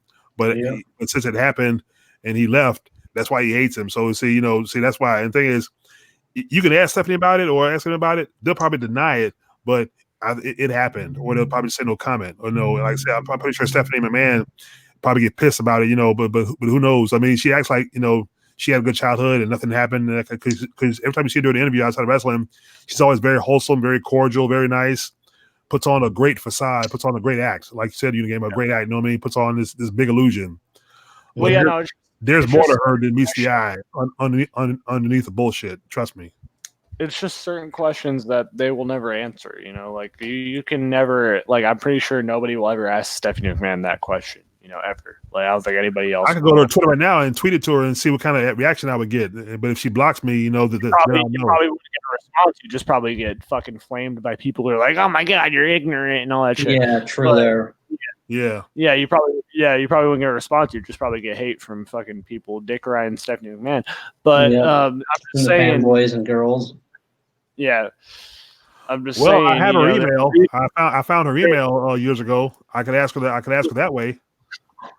Yeah, I'm just saying. There's a reason why nobody asks her. Why nobody asks her about that? There's a reason why nobody asks Vince McMahon like what was in the briefcase when he took it into the police station about Jimmy Snuka and his murdered girlfriend. I'm just saying. Like nobody ever asks that. No, like. We never got a clear answer onto that. Fucking Jimmy Snuka. Yeah. Clearly, clearly Jimmy Snuka murdered this fucking girl. Come on. Yeah. The story changed a bunch of years. She died from blunt force trauma. Vince McMahon went to the police station with just a briefcase, and then all of a sudden Jimmy Snuka got acquitted, I'm just saying. I hear you. But as far as Stephanie McMahon goes, that bitch is so shallow, or that bitch is so hollow. You can probably see through her. You can probably see through her panties. That's just my opinion. Yeah. She's more transparent. She's more transparent than Casper from the Ghost. She's the creator of the women's revolution, Malik. Come on. She did it all. She broke barriers. That bitch is more transparent than Casper the Friendly Ghost. Please. God. I don't buy it. Yeah, it's But anyway, moving on. But okay. Yeah, no. Is there any specific shit that you guys want to shoot at before I sign off? Nah, all shot out, I think. And Plus, I've been yawning. You notice I've been yawning all for the last hour, so I'm ready. I'm ready to hit the sack now. Eat some cereal and go to bed. I feel that. I gotta wake up early in the morning. Glad I'm off on weekends. I'm glad I don't have a problem. Only thing I'm going to try to wake up and try to get laid if I can. I donate my plasma, so yeah. Yeah. All right. Well, is there any specific shout outs or any plugs you guys want to shout out before the show goes over? I guess. Shout out to the PW Hustle, the Masked Man, Billy Ray Valentine, Chabelo Bella Cruz, A-Track Brown, the Infinite Fringe. And like I said, once again, I sent you guys all those links, all information. Read it and listen to the podcast. Very eye-opening. Oh yeah, I'm gonna listen to that definitely when I get off. Yeah, and like I said, Unagamer, I sent you guys, both of you guys, two podcasts. One's over an hour long. One's like 50 some minutes long. Yeah. But both are very insightful. Shout out to Herman Branch, who also exposes fake martial artists like I do. Shout out to the Shield of Ballycastle. Awesome dude, and should be having a lot more subscribers because he is one entertaining motherfucker. And shout out to Big Hush. Dude does awesome videos making Friday the 13th style Jason mask. He makes different theme masks and stuff like that. And he's also a good rapper. I've actually used some of his songs in a video I did showing me making the Wing Chun dummy. So. Hell yeah. Hell yeah. Well, ladies and gentlemen, once again, this has been Shooting the Shit with Cubics or McGovern. I guess that's what the logo implies. So, this has been Shooting the Shit. That is Malik. That is Jeff the Unagamer. And guys, do you have any closing comments? One last shout out to Sex Panther Gaming, aka Matt Riddle, Better Than Goldberg, aka Will's World Entertainment. Will, check his shit out. Check his shit out, man. He's awesome. Shout out to General Jerry. Shout out to my man Scott Casey Gale, Scorpion Death Drop, who was here with us earlier. Shout out to the NWS Revolution. Also, shout out to the Bearstown Show live. Shout out to Dark Horse.